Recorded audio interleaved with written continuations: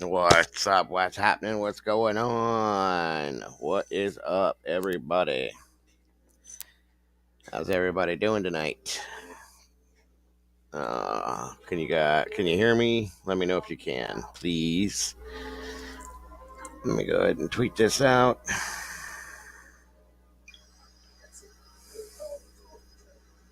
What's going on, Strike First? How are you, sir? Once again, excuse me. Give me a second here.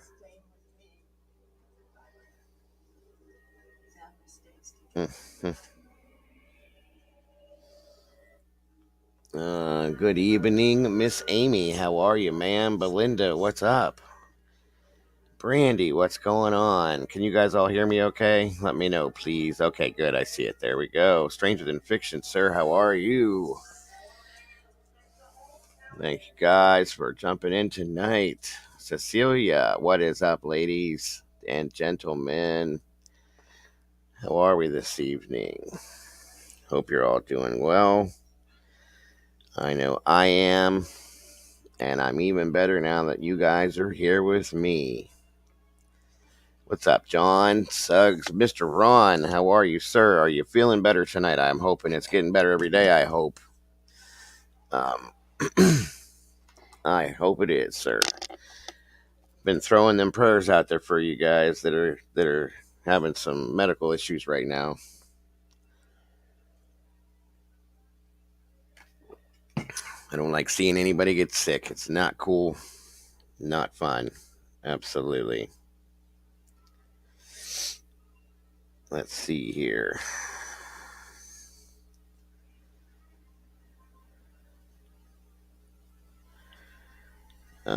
What's up, Pam? Robin, welcome again. Miss Heather, how are you? I am doing good, Mr. Ron. I appreciate that, sir. Like I said, sir, I hope you're feeling better. I know one of our other brothers, um, Beer Grunt, has been in the hospital and not been doing well either. I've been praying for him too. Hopefully, he comes home soon. He said he's doing okay, but told him we all missed him and I'd like to see him soon. So hopefully, he will be home soon. Give me 1 second, guys. I'm just trying to throw this up real quick.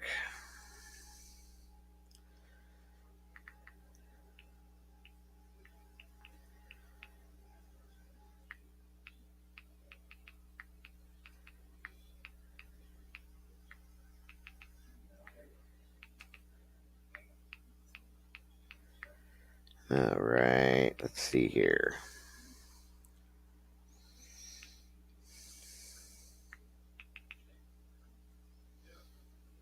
Alrighty. So how is everybody else tonight? How you guys doing? How you feeling? What's good? What's bad?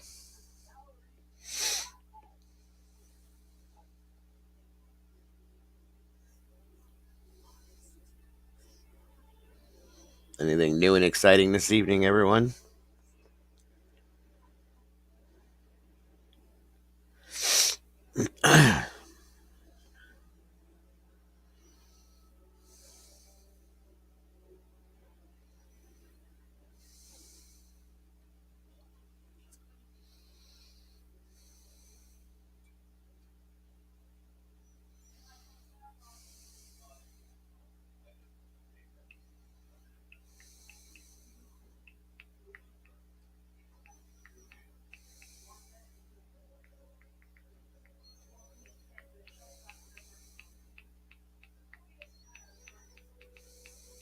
Okay, guys, one moment, please. I'm sorry. No mean to throw out that silence there. I don't like dead space or dead air. I apologize. Give me 1 second here. I'll have this all said and done in about 30 seconds.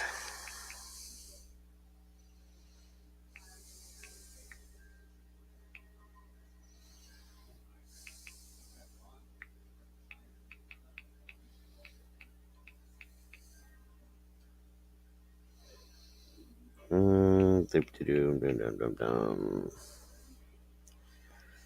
Almost there. This is such a pain to have to type all these letters, numbers, and everything.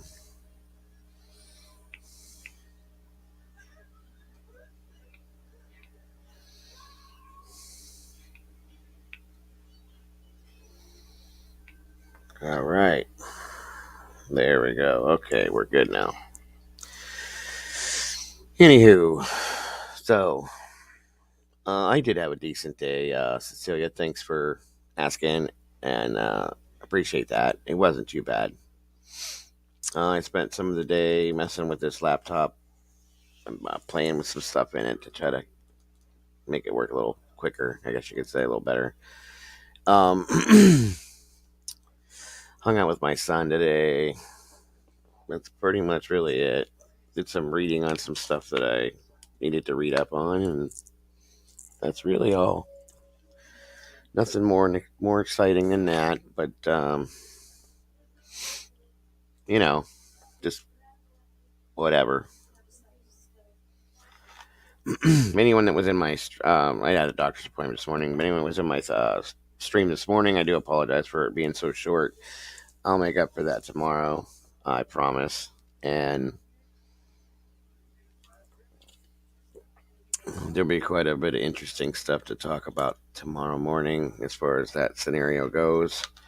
Besides that, we'll do what we do here and move along.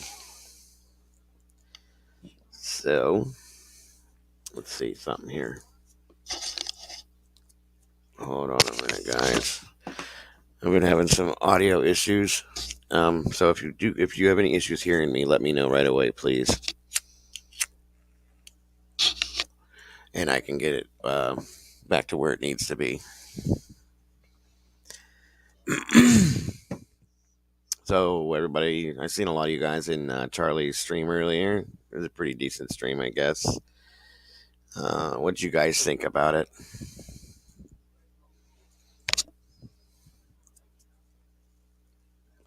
Thanks, Cecilia. I appreciate that. I hope everybody does. I'm working on it. It's going to get bigger and better. Like I said, as I get my system put together, I'll be able to throw up more pictures and slides and different things that you guys can look at too.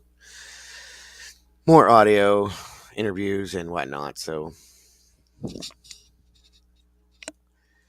I hope I got everybody that's in here now. I got Miss Amy, Heather, Cecilia, Ron, Strike First, of course, number one always. Who else do we got? And I'm sure there's some other people listening that we don't really want listening, but that's okay. At least they're fans, you know.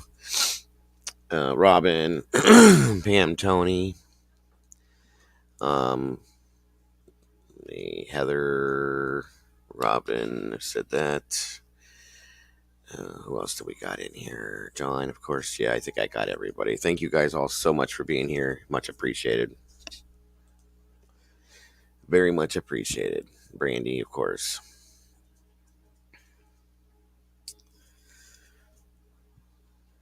So, again, I hope you guys all had a great day today. Anything new and exciting? Oh, okay, Brandy. Yeah, I understand. It's okay. Like I said, this morning's was very short, and there was not much that went on. I just didn't want to leave anybody hanging that was wondering if they were going to be there this morning, and I had a doctor's appointment around 11, so I had to jump out of there early. I just left a couple little things there this morning for everybody to think about, and then so that's all. But tomorrow will definitely be better. That I can promise, and longer. So I'm glad you guys are enjoying that. Absolutely, positively glad. So what's everybody up to this evening? This wonderfully chilly evening, I should say, where I'm at least. It's cold here still.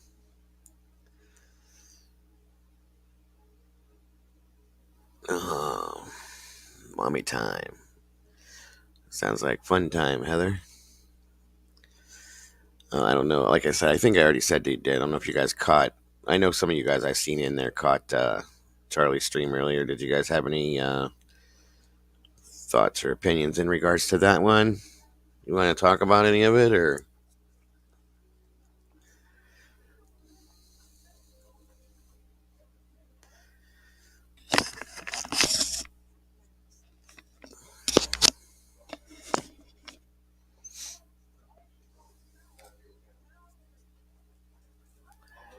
What's up, Wrath? Welcome, my brother.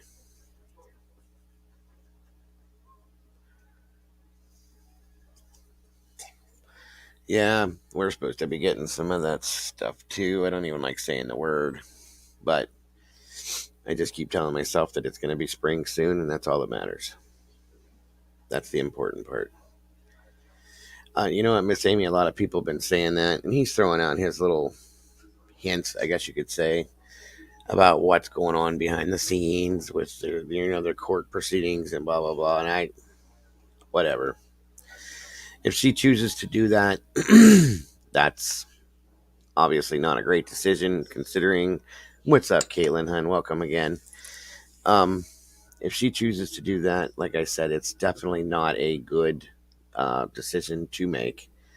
Considering what he's put her through for 11 years, and that's their business, though. I mean,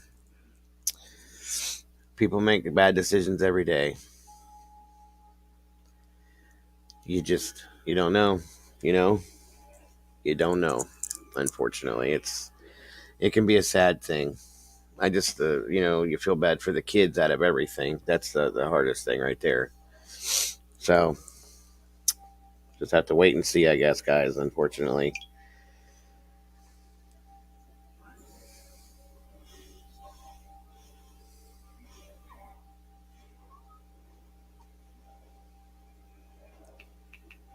Give me a second here.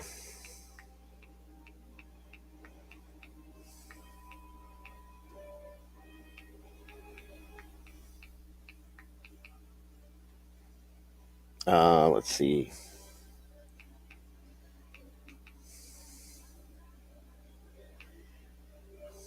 Okay.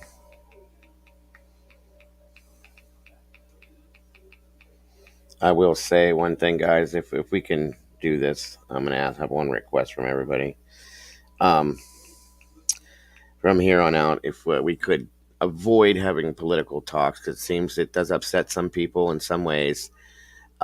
Everybody has their own opinions, and I want to just ensure that everybody's opinions aren't being crapped on per se. And everybody has the right to their views, and for their views to be respected either way. So I don't want anybody to come in here and have to feel a certain kind of way about that. So I'm just going to avoid those conversations just with politics. So that's something I just wanted to throw out there, early on here, so that there's no more issues or no issues that do come about from it. That's all.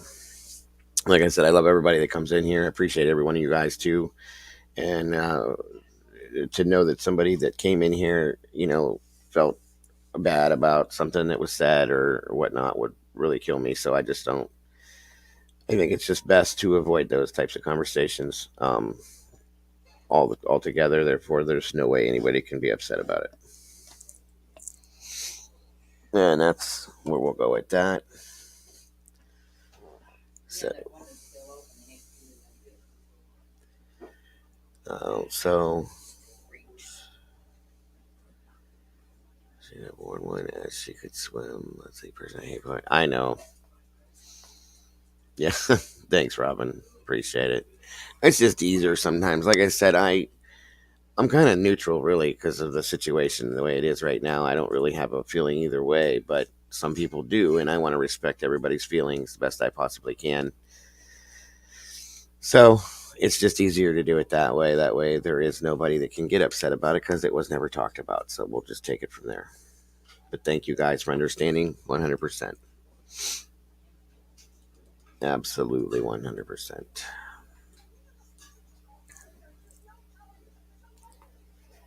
Let's see.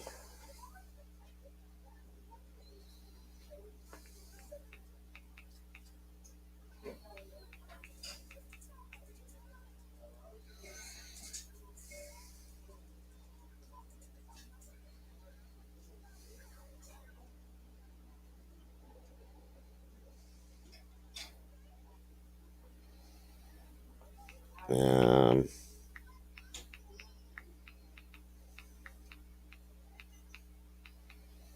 okay. So what else is going on besides that, guys? What do we got up here? Uh, oh, you guys talking about the Summer Wells thing? Absolutely, Pam.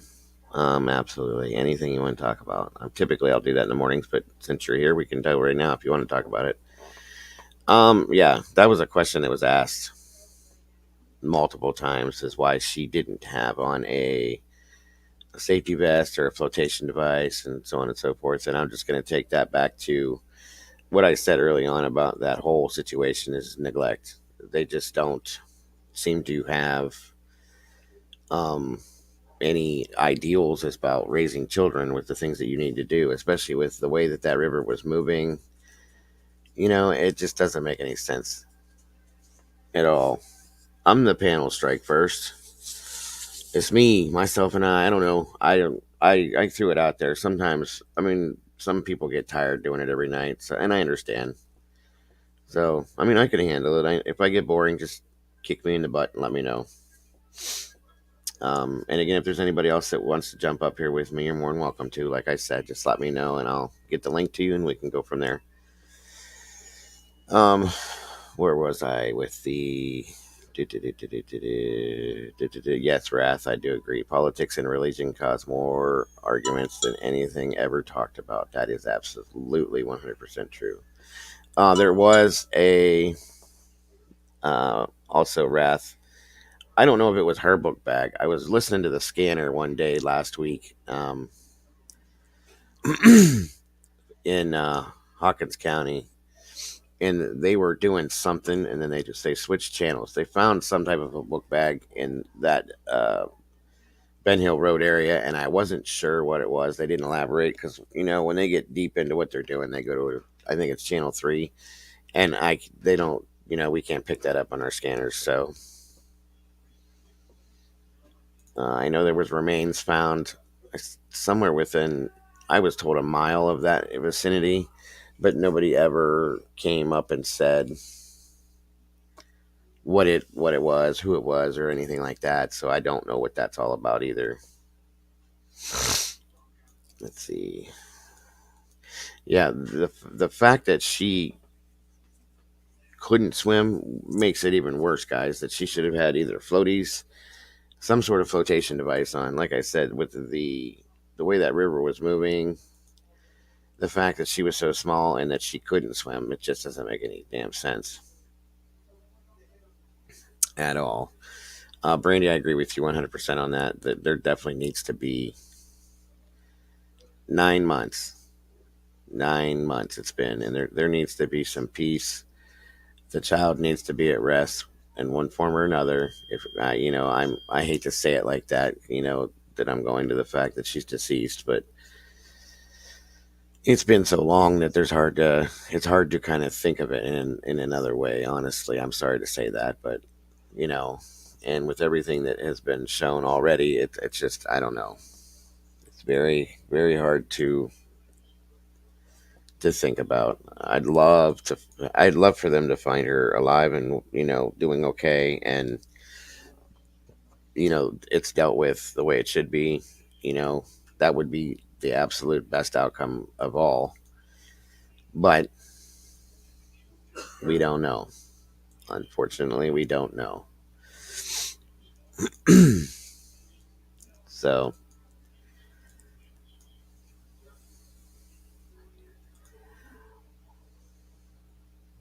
yeah, that would be the best, the absolute best, guys.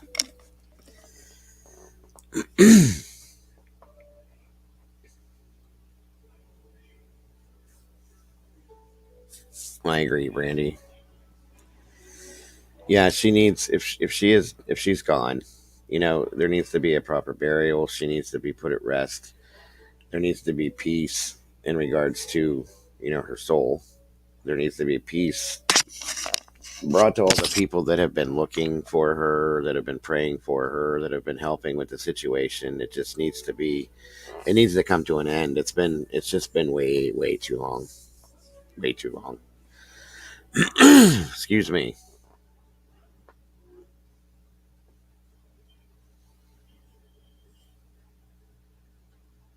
Yeah, I did see something about that, Robin. Gene Smart. They did find that that one's safe.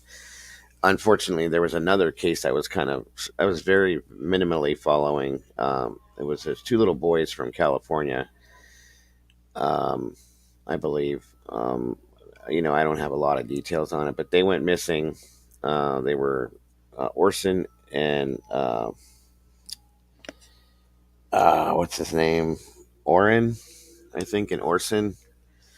Um, they went missing a while back, and there was a press conference given in regards to them that they were. It was found that they were. Um,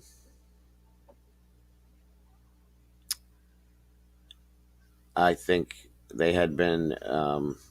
They passed away 3 months before the um, the parents that they were actually foster parents had them, and they had passed away 3 months before the foster parents reported them missing. And then there was some other reports that there was two of them. There were two brothers that came from a family that was struggling, and that family was trying to do everything to get the boys back. And the adopted or foster parents had been charged with murder. That's right, Wrath. And then there was also a newscast I watched at one point about that the other two children, that the biological children to the um, uh, foster parents, that the parents made the two other children hurt the other two foster kids, which blows my damn mind. But it's just disgusting, completely disgusting. I think it was Oren and Orson were their names, or some. I'm pretty close to that, I know. That was just a really sad situation. The foster parents did what they did 3 months, and then they don't have any bodies yet, unfortunately. No, and there's so many cases where charges have been filed, and so many cases where there's children that have disappeared and whatnot, and there's still no bodies. That's so sad. So yeah, there's a lot of people, you know, a lot of people. It's a really bad thing. 1 second, please, guys. I have to check something real quick. I'll be right with you.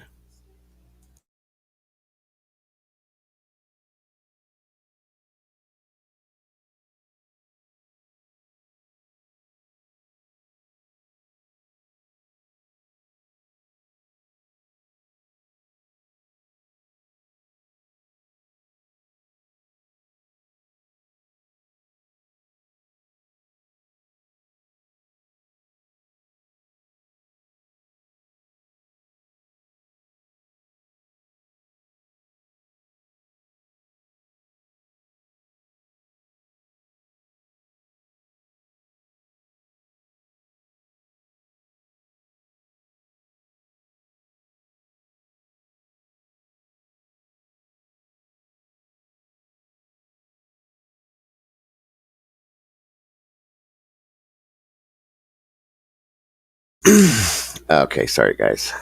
Oh, yeah, California is. That's no lie. And you have uh, so states close, Mexico and Nevada and Vegas and all that stuff around there too. That there's just so many areas, desert area and stuff like that. That a lot of times people just go missing from there.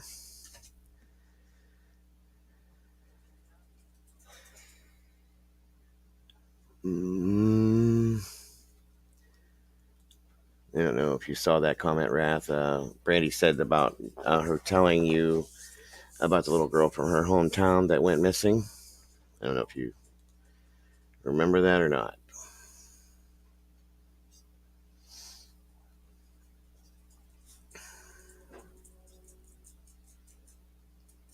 Oh, that would be awesome if she was found. Also, again, guys, I know I probably sound like a broken record, but I do still have the Cash App, PayPal, and the Venmo um, apps posted at the bottom on the ticker. going towards that computer setup and everything. So just for donations, and again, there's no. It's not something that you guys have to do. And if you can't, no worries, no problem. But it's there.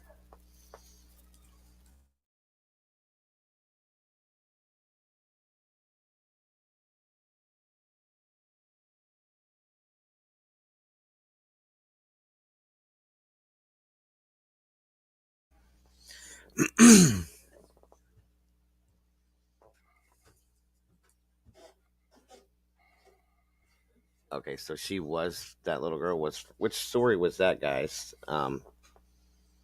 Rats and Brandy are talking about this other little girl. Which story was that?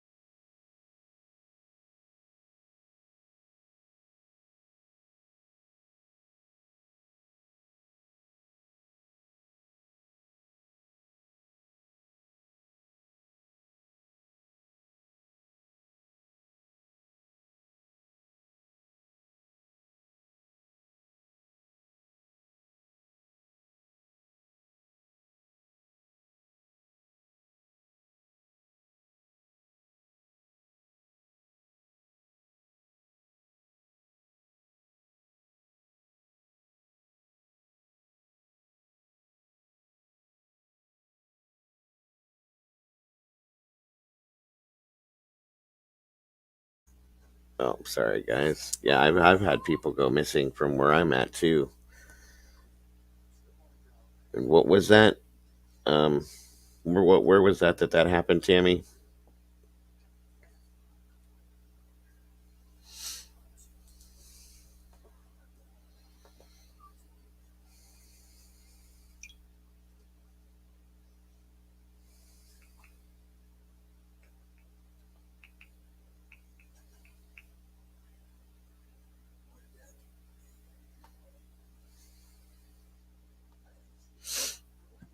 Oh, okay. That's not too far from where I'm at. I'm in Ohio. We've had people left and right go missing. I mean, we had one woman in the one town I lived at that went to the store to get a pack of cigarettes, and that was right down the road from where I lived at. She told her daughter at 7 o'clock at night that she was going to get a pack of cigarettes. Nobody's seen her in 3 years. Um, her car's gone and everything though, so I don't know where that. What happened with that scenario? That was just crazy. And then we had a gentleman one time um, that lived in the same town as me as well. That was like 70 some odd years old. That went to the doctor one day, and this situation is a little different. But yeah, he was 70 some odd years old. Went to the doctor, found out he had terminal cancer, and he drove down the road. He said I guess he kissed his wife, told her he loved her, and he also had dementia too. And he hold on one moment, guys.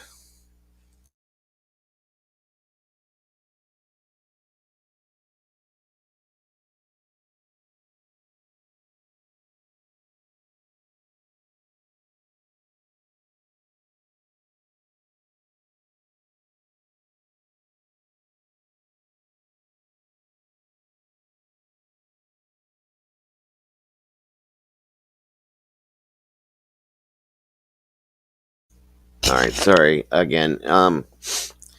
So he kissed his wife goodbye. Like I said, he was like 72 or 73 years old. I think he was. Had just went to the doctor that day.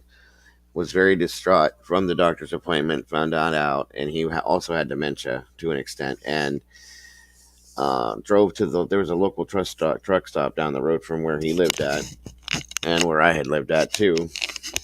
And it was actually my neighbor's grandfather. He parked his truck in the truck stop, and started walking down the main freeway. And the last time he was saw, he seen, he was about a mile from where he had parked his truck. That was the last time anybody saw him. That's been like almost 5 years ago. Nobody's seen or heard anything from this guy. His keys were left in the truck and everything. It's just crazy, crazy stuff.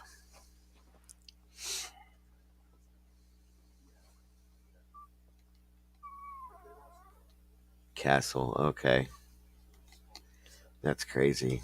So sad. So very sad. Gary and Lake Station until he went. Okay,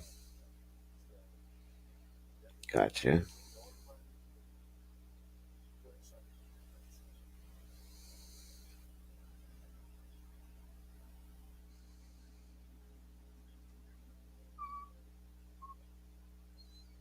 It's very sad.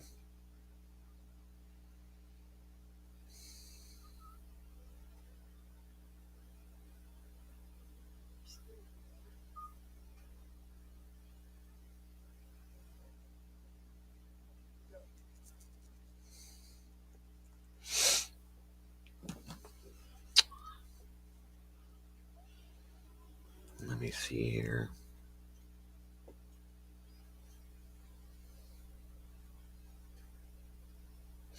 Yeah, I've heard it's not the greatest state in the world. I live fairly close to it.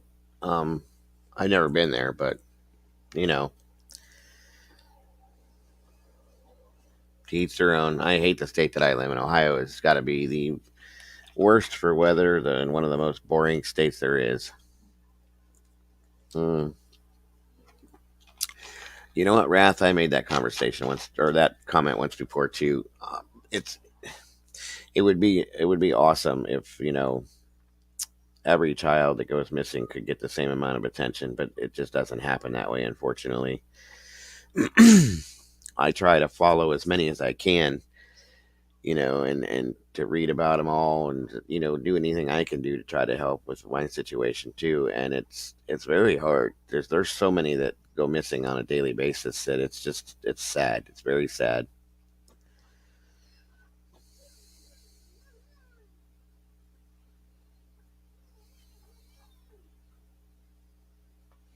No, I've never seen that, Tammy, but that sounds interesting. I'll have to check that out. Oh, wait a minute. Wait a minute. Adventures. Yes, I have seen that. I have seen that. Those are the guys. They found there was a couple kids that went missing in a vehicle, and those are the guys that went and found them in the pond or the lake or something like that in the car, I believe, wasn't it? If that's the same show I'm thinking of. You got that right, Dago. I miss Ohio at times, but I hate it there. I'm also glad I'm like, yeah, I I would not miss it if I left. The only thing that I'm worried about, I would miss is family and friends. That's about it. Yeah, I have seen that show, Tammy. It's a pretty good show, actually. There's some things about Ohio that I like. Don't get me wrong, but very little. Very, very little. I hate the way the weather fluctuates here, and I hate the way there's just nothing to do here anymore, and all of our industry is gone. It's pretty much a ghost town nowadays. The steel industry's gone now. The automotive industry's gone. Our biggest thing around here was General Motors, Packard Electric, or Delphi. Those are both gone now. And now I think we have a cabinetry company called Craftmade. That's one of the bigger jobs around here. We have TJX manufacturing um, shipping company that ships out for multiple stores and whatnot. That's huge. That's pretty much it. There's not a lot around this area, at least in the area I'm in. There's other things throughout Ohio that are not too bad, but just not a lot here anymore. It's sad. Where we had this conversation already. Oh, well, yay. Where's my mods at? Let's get rid of this crap, please, guys. I hope I got some in here tonight. I should. Yeah, I believe I do. Gotta love it. Gotta love it.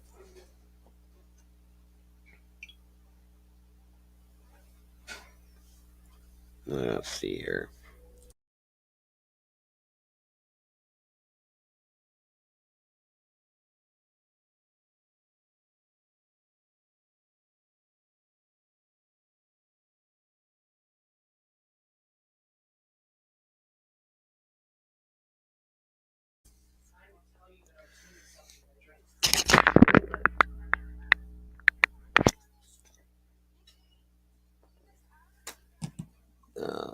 Let's see, guys. What do we got here?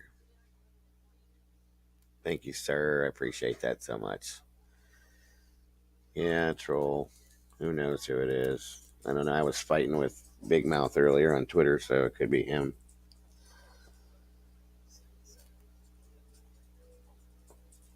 Could be him. He's so uncultured. It's not even funny. Somebody makes a comment about living near a castle, and it's just got to be a lie.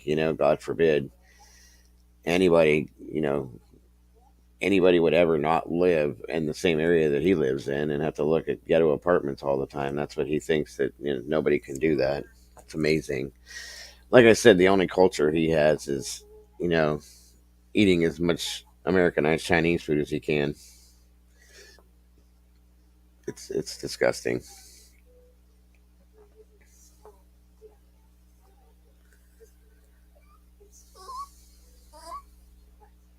Oh yeah, you can report anything, um, even with whether you're a mod or not.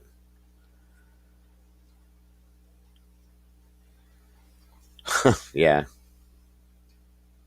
Oh, I believe you, Raph. Absolutely. Just like Miss Amy, I know where she's at. There's no why I don't understand why they're doxing Caitlyn. Like, she doesn't bother anybody. It's disgusting. Whatever. Anyway, yeah, it just proves how uncultured and uneducated that he is. It's disgusting. Makes me sick. Makes me wonder how he's gotten through life for 30 some odd years. I mean, we all know he's cheated most of his way through life, but besides that, you have to have some kind of intelligence to survive. Just don't get it. I don't get it. And then, he likes to do what he does. He likes to attack people's kids and, talk about stuff like that. Yeah, and that's the sad part, Wrath, is that nobody likes him. Even the people that he thinks are his friends don't like him. That's really pathetic. When your friends don't even like you, pretty bad. Sorry. So sorry.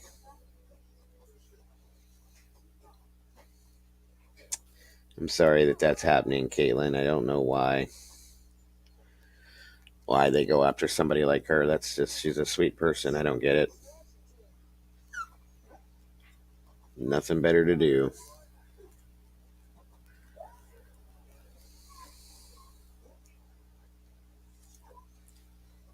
It's disgusting.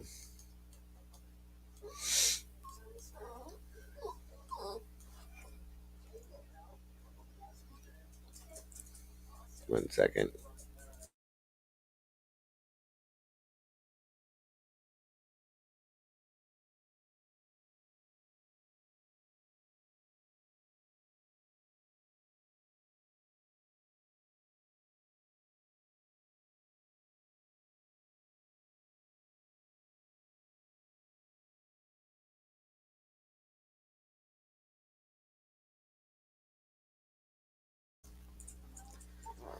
Well, of course. I mean, who?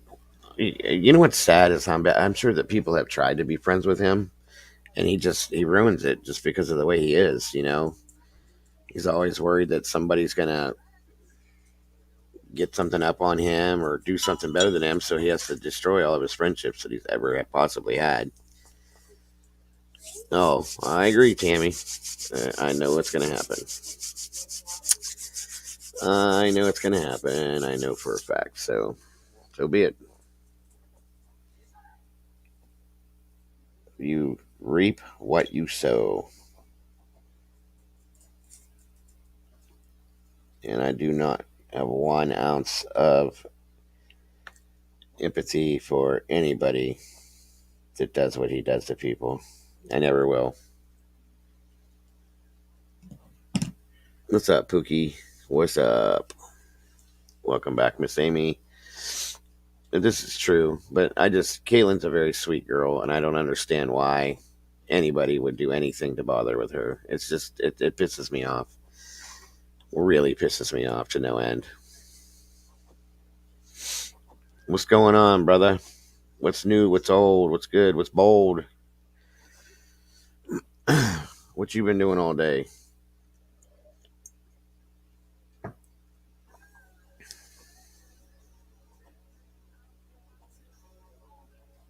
Oh, thank you so much, Miss Amy. I'll let you know.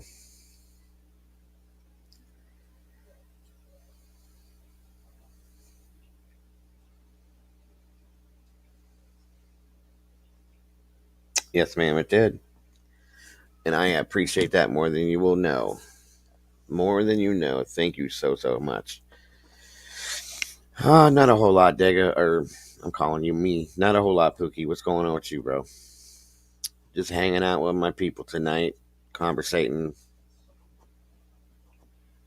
That's about it.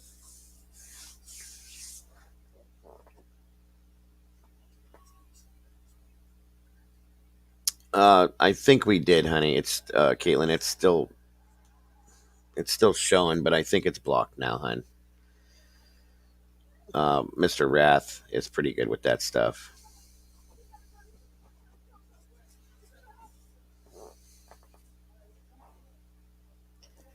Yes, thank you so much, Miss Amy. That's so appreciated. You have no idea.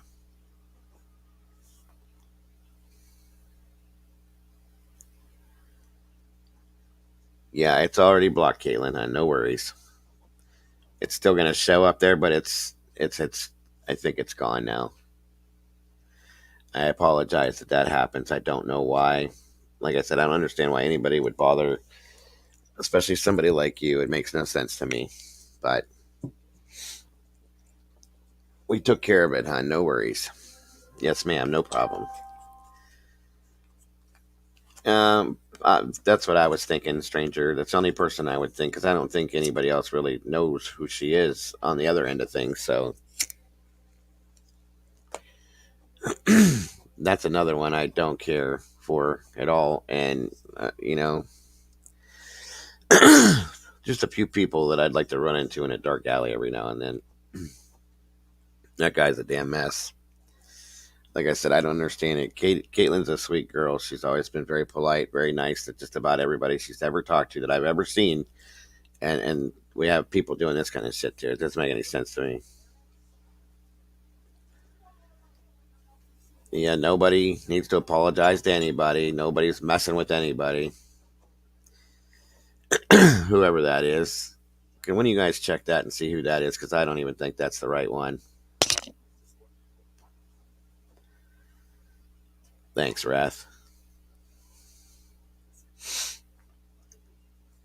Nobody needs to do anything if you knew what you were talking about. Move along now. Go back to making other people miserable.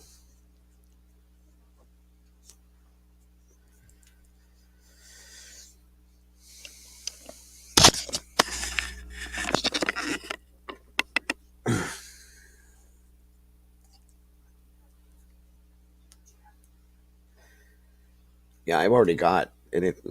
This is even set to subscriber only, so I don't know how it's getting in for the most part, but I don't know. It's whatever. Like I said, this computer don't work as well as it should, so who knows? Trick dog. Yeah, right.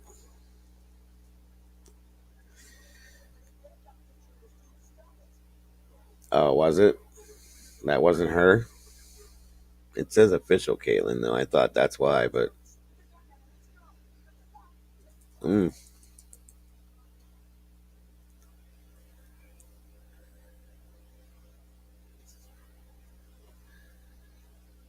no, there's no reason to pardon anything, Miss Amy. That's true. No stranger. I think it was accidental. What are you guys talking about? I'm lost on this a little bit. Hold up, that Kaylin was the troll. Oh, no, no, no. Okay, I see what you're saying. That one is, yes. Yeah, the one at the bottom that says official is her, but the one at the top with the picture is not, definitely not her. She's not going to dox herself.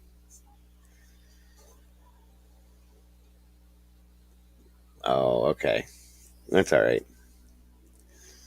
She's okay. It's all right, huh? No worries. No worries at all. Again, if there's anybody that's interested in jumping up on panel, you're more than welcome to come up. Like I said, I always welcome anybody that wants to come up and talk about whatever. Yeah, that's my thought, Brandy. That's exactly what I'm thinking. I don't know who is doing it or why they're doing it, but you guys need to leave her alone. She doesn't bother anybody. She doesn't do anything to anybody. She's a very sweet person, and I really, really bothers me. So you guys need to take off.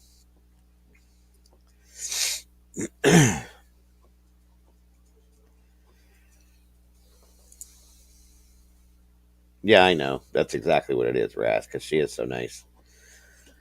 It's disgusting. I cannot stand so many people. I can't stand it. Just it drives me nuts. Like if you're gonna get on here and do anything, this is a place where people can interact, you know, meet each other, talk about different things, and it's a good thing because people are in so many different areas. Miss Amy's where she's at, you're where you're at, so on and so forth. It's like, no, we have to jump on here and do stupid shit like this and harass people and make people miserable and try to scare people. And it just doesn't make any damn sense to me at all. I'll never get it, which is why I do what I do and advocate for what I do. It doesn't make any sense. It never will. Never will. All I can hope is that one day that the people that do these things that karma bites them in the ass as hard as it possibly can because that's all they deserve in my opinion. I'm sorry. It's not funny. It's not interesting. It's not anything. It's not fun to do. It's not any. I didn't even when I'm mad or feuding with somebody as I have been for a long time. I don't do that. You guys never see me going over there doing that kind of stuff to guest mob or anybody else. It's immature. Oh yeah, I agree with you on that one too, stranger. Because nobody had anything to do, so here they are. You know what I mean? Yeah, it's just ridiculous. It is absolutely immature. It's the most, and it proves. And the funny thing is some of these people that do this, they're in their 30s, 40s, 50s. There's even been people been known in their 60s to do this kind of shit. Like, how old do you have to be to grow up enough to know that it's childish? It just blows my mind.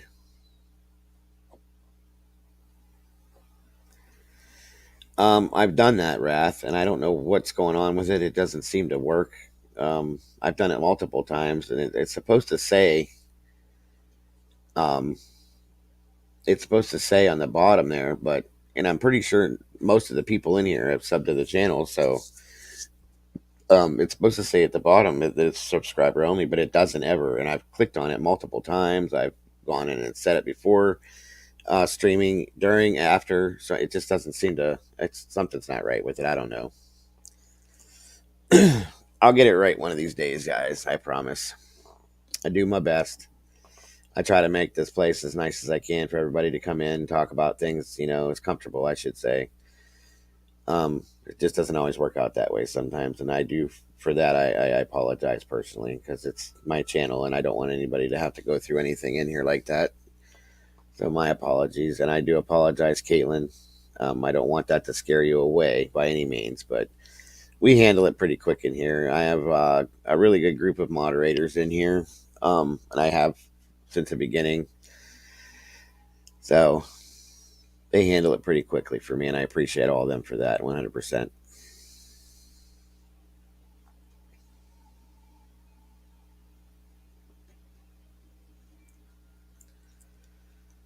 Let's see here. Yeah, there's going to be some other things I'm going to start doing too. Like I said, once I get this system put together, I'm going to be able to pull up a lot more stuff on screen with us. Different games I plan on playing. I hope you guys are into that. Morticia Morticia came up with some good ideas that she had given me. I had some of my own. Pennywise had some good ideas, so on and so forth. So it should be. I apologize if it's kind of boring tonight. I try not to be, but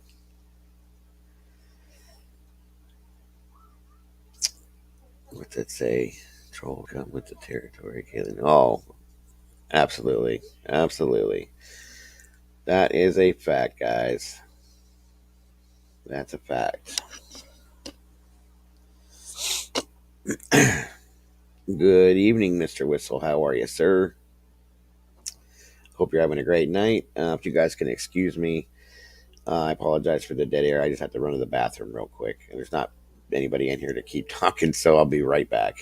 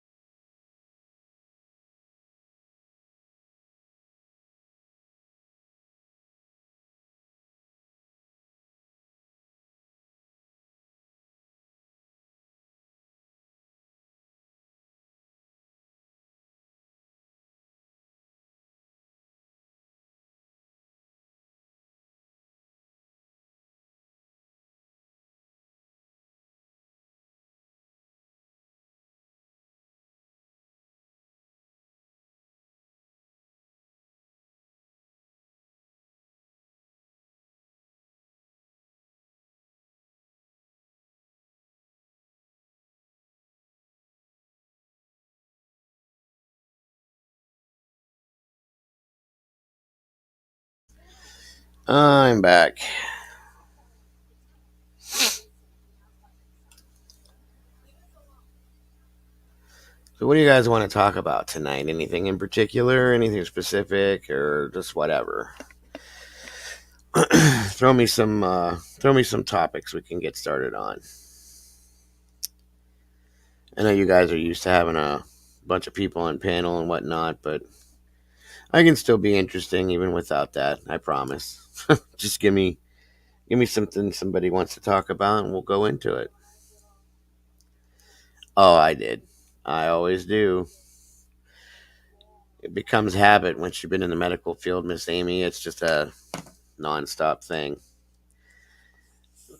My hands are so dried out because I do it so often that it's bad. It's bad. Yeah, I always do that. Well, I don't know. Some of you guys probably weren't in here when I was talking about my OCD stuff with cleanliness and stuff like that. I'm nuts about shit like that. Teeth brushing, hand washing, just period hygiene. My house has to be a certain way. My clothes, all that stuff. I'm crazy with it. So yeah, I am crazy with it. I tell grown men that have been in my house that gone to the bathroom, like, "Do you wash your hands?" They just look at me like I'm nuts. So yeah, I'm nuts. My old job, which one? The fire department, the medic. Some of it's pretty grotesque. I actually have a form of PTSD from a lot of that stuff. That was weird enough. It didn't affect me until I retired. Believe that or not. Um, yeah, I was a fireman, full time active firefighter, and medic for 17 years. I've seen a lot of stuff, a lot of bad stuff. I've seen good stuff, but I've seen a lot of bad stuff in my day, and it's just, you know, um, somebody's got to do it. And I always wanted to. Initially, I I was supposed to go into the Marine Corps out of high school. I pre-enlisted at the end of my sophomore year over the summer, and was going to be a military police officer in the Marine Corps, like my grandfather was. And I played football through high school, and I tore up my knee really bad. Um, and at that point in time, they were not taking anybody that wasn't perfect per se physically. So I went for my ASVAB test and did this, did that, took the physical, entry physical you have to take at the point in time when it was time to go in, and they denied me because of my knee. I had too much torn cartilage and or scar tissue, and I was not, 100% where I needed to be. So that kind of killed that. And my plan, once I went through the military, was to.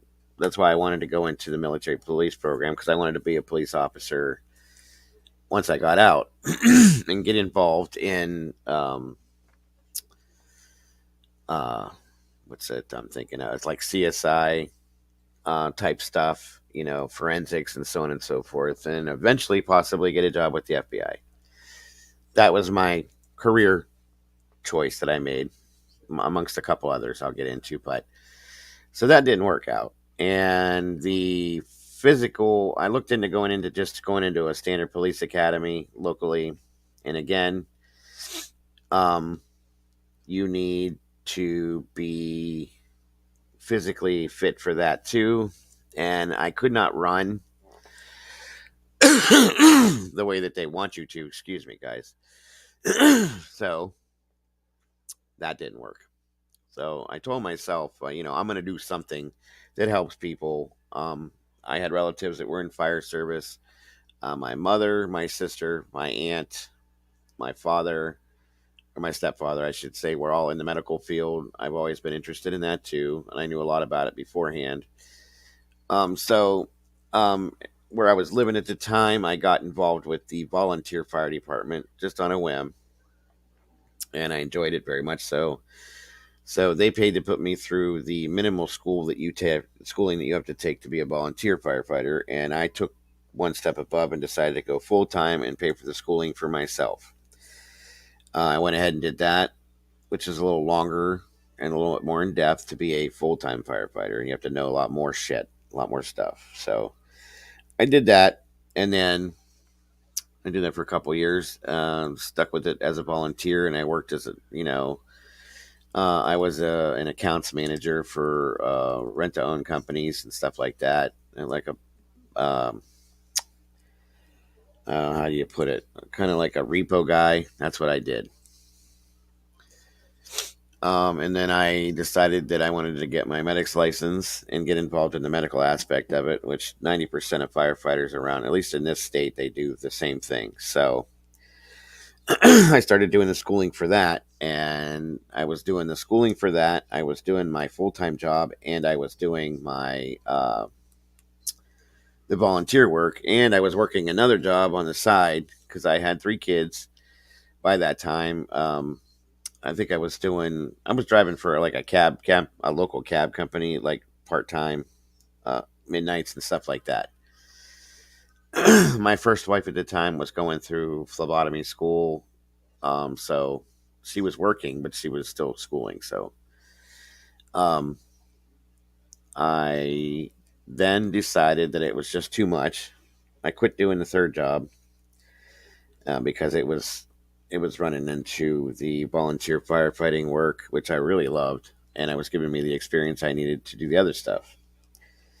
And I decided to go ahead and go full time with a department. While I was still doing my medics schooling, I was a basic EMT, and did that for a while. I got done with everything else, and I moved to another department full time and worked at another department part time. And a lot of guys that are in firefighting service, they do that a lot. Civil services, I should say, they work multiple departments because the shifts that we worked were like 24 hours on, 48 hours off, 24 hours on, 48 hours off.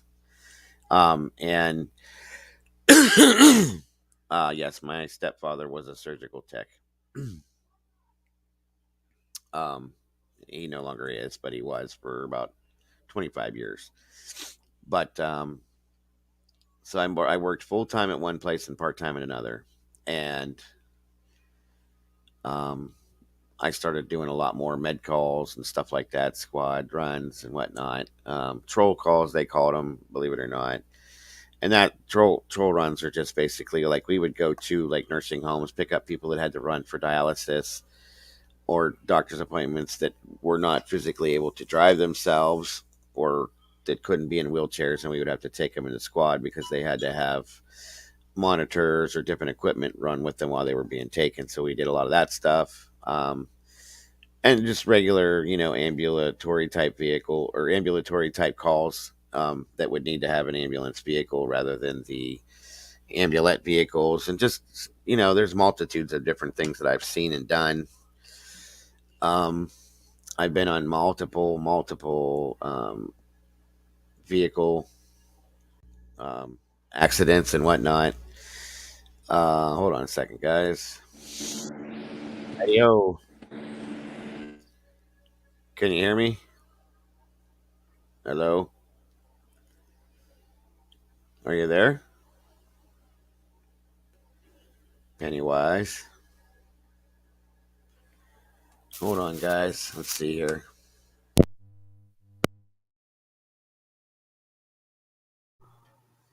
Pennywise. Hello. What is going on? I don't know. Can you guys hear me okay?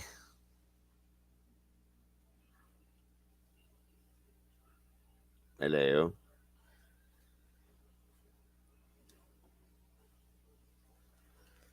Hold on a minute. Can you hear me? I can hear you now. I Okay. bumped myself out. I don't know what the hell was going on. Who was doing that last night too? What's up? I don't know. I just saw a link in the stream. What are you talking about?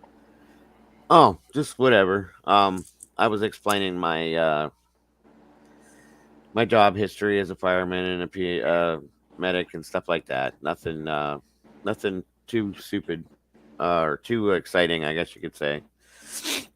I've been on the phone for like 3 hours with one of my best friends, like of all time. Like, Oh yeah. yeah, it was this dude Pete, and I was like, he's like, I said I'm gonna go. I'm gonna say I don't know if the dude I go live with all the time is live or not, or I haven't even checked in. And Yeah. Yeah, no biggie. I threw it in there earlier for anybody that was interested. I didn't know. come to find out, like 2 years ago, we were dating. We were both dating the same girl at the same time, and we didn't even know it because she was lying to both of us. Oh wow. Yeah. We would talk about that tonight. I don't know if you can see it, but Ron said hey, Brandy said hey, Cecilia said hey, Caitlin said What's hey. up? Everybody said hey. Nice. So yeah, I was just telling my background basically about the fire service and medical knowledge and history and all that fun shit. That's all. Where's everybody else? I don't know. I couldn't tell you. I think Rachel's probably tired and taking a break. I haven't seen Popper all day. I haven't really seen Morticia all day either. Um, I think I talked to Morty today, but I don't even remember what the hell it was about. yeah, I haven't She seen said she'd be anybody. around this evening. I'm not sure. I spent such a busy fucking day. And then, Yeah. like I said, I was talking to my friend, and we started talking about this mutual girl we knew. And I was like, I was banging her at the same time you were. And she's like, she kept it for both of us. Like, I know, it's way off. She's pretty good. That's pretty good if you can handle that. Damn. Yeah. She's fucking hot, too. Hey. But Beats it. anyway. So that's pretty much what my career choices were and what it was. I did go to school. I've done some other small things, nothing. I've played in. I'm a musician. I've been a musician since I was 10 years old. I played drums, guitar, bass guitar, mostly drums. I've done some, vocals too. I used to be able to sing till my cigarettes cut off with me, and I've been in probably 5 or 6 different bands. I also went to school. I took a small 9 month course for theatrical makeup and special effects when I was way younger. Initially, my backup plan was to go to, I had a scholarship to go to the Pittsburgh Institute of Art because I was very artsy. I was very into that type of stuff, sculpting, painting, drawing, whatever. And I got into the theatrical makeup special effects thing. I was very interested in that. And what happened was, is when I was 19, my first wife and I got together, and she got pregnant. So me being raised in the religion and nationality that I was, I did the right thing and married her and blew college off like a stupid ass and never did that. So I found this other, excuse me, sorry about that. I found this other course with, there's a gentleman that goes by the name of Tom Savini. He does a lot of special effects. Well, he did, for like the Day of the Dead, Dawn of the Dead, Night of the Living Dead movies, some Friday the 13th, stuff like that. Well, he did all that type of stuff, and he offered a course in the area that I was in that took 9 months, and you learn how to do all that shit. And so I did. And once I was done, I realized that it was kind of stupid, other than the fact that I love that stuff. Um, because I couldn't go anywhere and get a job doing it in Ohio because Ohio is there's nothing here. To do something like that, you'd have to go to like California, Los Angeles, or somewhere like that where they make movies and do stuff like that to make any kind of money off of it. So I learned the trade of it and have done nothing with it really other than around Halloween time. Everybody comes to me to do makeup and special effects shit for them. And I've done that for years. I did do a couple like local movies. I did help do some makeup for that. Haunted houses that we have in this area, I've done makeup and um, like special effect applications and stuff for that. That's about it. So I've done that. Um, I worked in a machine shop for a little while. I also worked in a auto parts store. I did a telemarketing job for a short period of time. When these small jobs I did after I was forced into retirement to try to keep working, it just never really worked because I can't stand too long. I can't sit too long. I can't, lean a certain way. I can't do this. And I'll tell you guys right now, take care of your back. I don't know how young or old everybody is, but take care of your back and your neck because once you screw it up, you screw your whole life up. I'm telling you right now. I think Providence has some, I can't remember the name of it. It's like a school of performing arts or something. It's a college. Yeah. That people go for that stuff, and it's pretty like popular. I've actually heard of it. I think it's kind of I like don't know the name off the top of my head though. yeah. If nobody knows what he's talking about, if you guys have ever seen the TV show or the movie Fame that used to be on back in the day, Yep. there's a school of performing arts in New York that's based on, and that's what he's talking about in Providence. Yeah. The name of it, I can't remember the exact name of it, but I think it's something Providence, like Providence. It might be Providence. Yeah, that's what I think. It might be Providence, the name. I'm not sure. I never really looked into it, but I know it's popular and I've heard of it a lot of times. Yeah, Like yeah. people going there and stuff like that. And then I did do a little bit because a friend of mine was a bounty hunter, and I did work with him on and off here and there over the years, helping with bounty hunting stuff like that locally. I've done a lot of different things. I've had a lot of different experiences. Pretty interesting, but my love was firefighting and being a medic and stuff like that. So that's what my career was. But what was your first job ever? Mine was stocking shelves at a store called Shaw's. Mine was stocking shelves at a store called County Market, and then I also worked at. I had two jobs at 16. I've always worked, always. Well, my first job, I'm lying. My first job was when I was 12 years old. My aunt and uncle owned a farm, and I baled hay every summer from the age of 12 to 18, actually, till I met my first wife. I would bale hay every summer, and then when I hit 16, it slowed down a little because I started working. I worked for the county market as a stalker and a bagger, and then I worked also at Hardee's restaurant in my right by my house where I lived when I grew up. And then after that, I got a job, like I said, at Rent a Center. Um, Those are the biggest thieves ever on the planet. oh yeah, big time. I worked at Rent a Center, Rentway, and Aaron's back in the day, and then got involved in the fire service. Like I said, I was a volunteer for a while doing it, and then it just became too much, and I really loved doing that because compared to being the accounts manager, and just left that go and moved on to the other. But You never did like dishwashing? I did that when I was a kid too. Dishwasher in I, a you know what? restaurant. I think I did do that in a restaurant for a short period. I hate it. I hated it. Oh, it's very. You're warm, you're hot, you're on hot water, you're sweating. Yeah, They're throwing plates and it pots was and pans never and ending. everything at you. That's why I didn't like it. It was never ending. They were just constantly bringing fucking dishes, and I was like, God, give me a break. Yeah, I have to do that for like fucking 6 to 8 hours a day. No way. And I was only making like $3.25 an hour back then. Yep. That's what I remember minimum wage. Tammy says I'm there. Mine are effed up. I have spinal stenosis. I do have that too. Degenerative disc disease. I have that too. Arthritis, of course, I have that. And your whole body gives you, yeah. Oh, every single day I walk, I get up, I'm in pain. I go to bed, I'm in pain. I wake up with headaches. I have to like sometimes I have to roll out of the bed because I can't sit up or move. Sometimes I have to take a shower like first thing as soon as I get up to loosen my body up. It's not fun. My thing is I fell through a floor and I landed on my. I was wearing my tank, my air tank.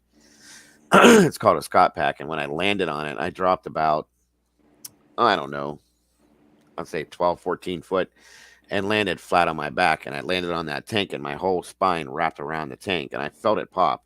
Jesus Christ. So when that happened, I bulged one, two, three, 4 foot, 6 discs immediately because the spine kind of folded and they just popped out. You know what I mean? So over the years, they've been worked back in and stuff like that. And they wanted to do surgery after surgery. And I'm like, no, no, because I have a 68% chance, I think it was, of being paralyzed. And I said, no.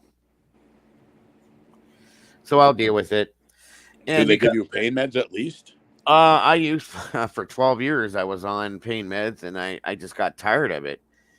And I quit taking them. I take a lot of ibuprofen and Tylenol and stuff like that. I have neuropathy in my feet due to it and somewhat in my hands. I have two permanent pinched nerves in my neck. The Jesus. stenosis, yeah, my back is fucked. So excuse the phrasing, but it is.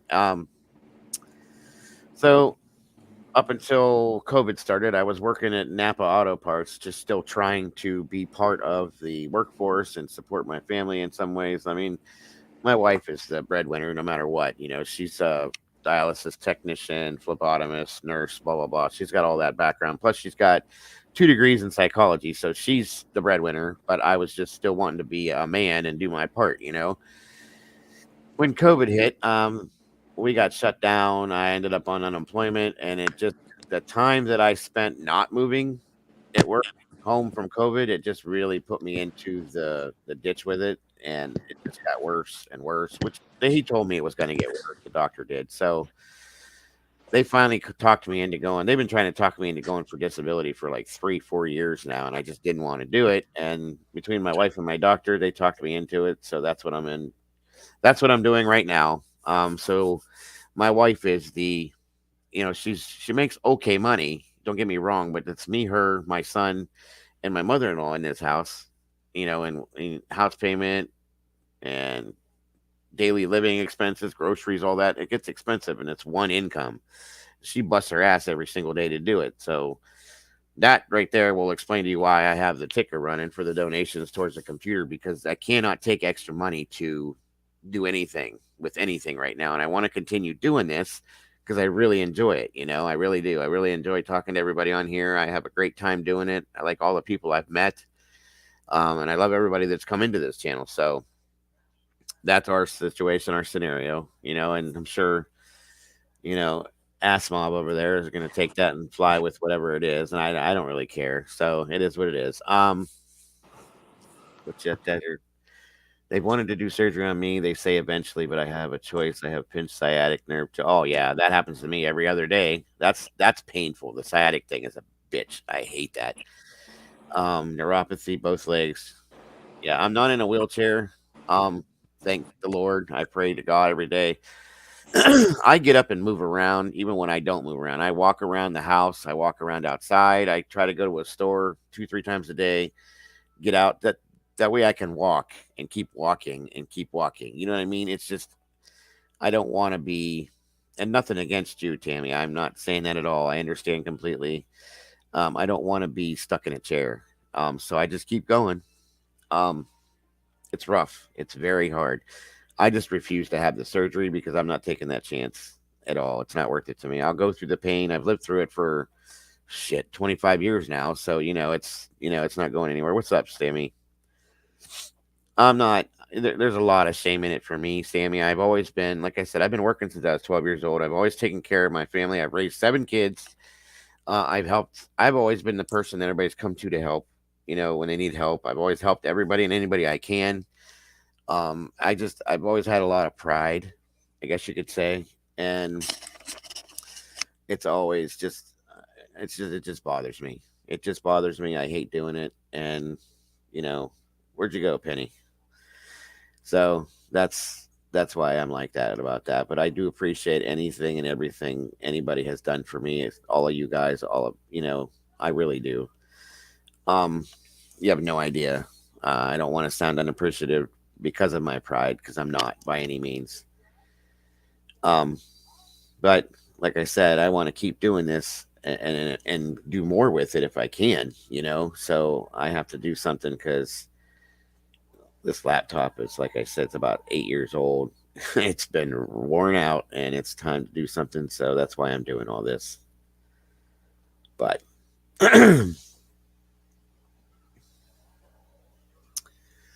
no one does, but I got to the point. No, I understand, Tammy. I absolutely do. And don't, me saying I don't want to do it has nothing to do with you. It's bad. Like I said, my neck hurts every day. My head hurts all the time. Like I said, my fingers, my toes are always going numb. My left leg, mostly when it'll go completely numb on me. Um, I've I've fallen a couple times because of it. My right leg tingles all the time. My hip goes numb. The sciatic nerve drives me absolutely nuts. That hurts like hell. I have to literally, it'll lock me down to where I get stuck, you know. Um, I have to lean against the wall for a while and like loosen myself back up, so on and so forth. So yeah, now I get it all. But God bless you, Tammy. More power to you. I hope that you find some kind of relief somewhere in all of this, because I know what it feels like. I really do.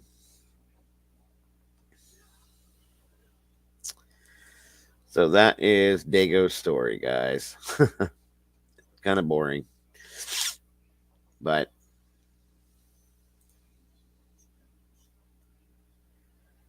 yeah, rheumatoid arthritis. I have some of that in my back because of what happened.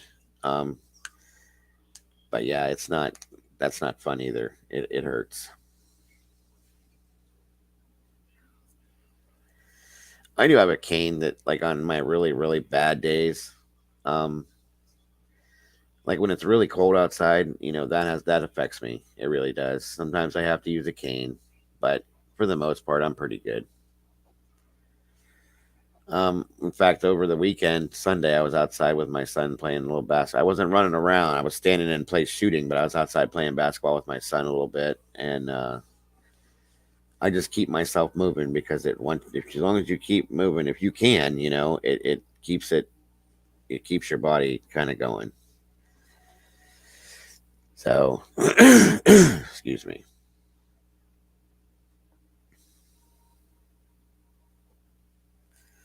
Well, I wonder where he went.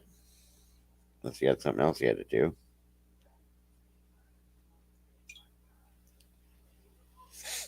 I really do appreciate that. Oh, where to go? Sorry. Hold on a minute, guys.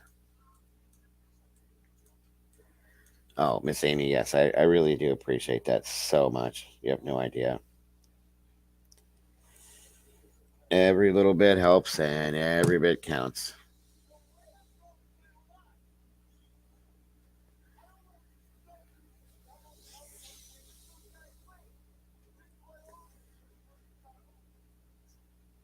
Yeah. Sometimes I have to. Like, I try not to use the cane, but I'll get shaky sometimes when my legs are doing the numb thing. And I don't want to fall. Like, over the winter, well, it's still winter, but when we had this really bad snow, it was like last month. Um, it was bad. There was probably, well, a lot of you guys got it too. We had probably, I don't know, 18 inches of snow, and there was a lot of ice under it. And I walked down to my neighbor's house to help with their snowblower. Her husband was out of town. She couldn't figure it out, so they called me. He called me and asked if I could run over and give her a hand to get it started. So I did. I walked over there. Well, I was trying to stay on the clearest path I could find, and I was okay on the way over. And my one son went with me, thank God, because I needed help getting up after this. But I turned around when we got it running and everything to walk home, and I stepped on a patch of black ice, and I went down like hard, face first, straight down to the ground on my chest. Uh, and my leg, I slammed my leg into something and like tore my leg open, and to the bone too. It exposed the bone. And I hit chest first. Luckily, I held my head up. I didn't smack my face, thank God. But I cracked 4 ribs when I did that, and I was in pain for a little while, quite a while actually.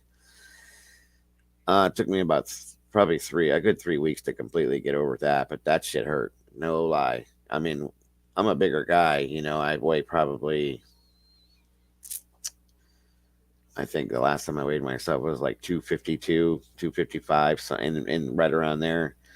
And I'm only 5'9", so I'm a little bigger. Like I said, because I can't move and do as much as I did, I've gained weight because of this. So all that weight going straight down on my chest like that, it's like shit, you know.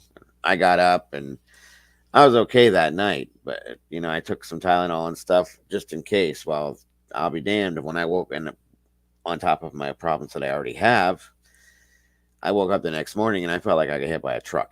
I'm not lying. It was bad. And that went on, like I said, for a good 3 weeks. So be very careful. I hate the winter time now. I used to love it. I'm petrified to walk on ice, snow, any of it.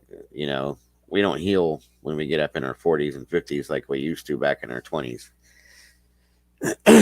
It's a little bit harder. I mean, I'm 47. I know that's not old, but your body, you got to think about. My body's 47 years old and it's been through all this shit, and now we're at this point in life, and it's like, yeah, nope, it's rough, but I made it by the grace of God. I'm doing okay, and I thank God every day that I wake up for it. So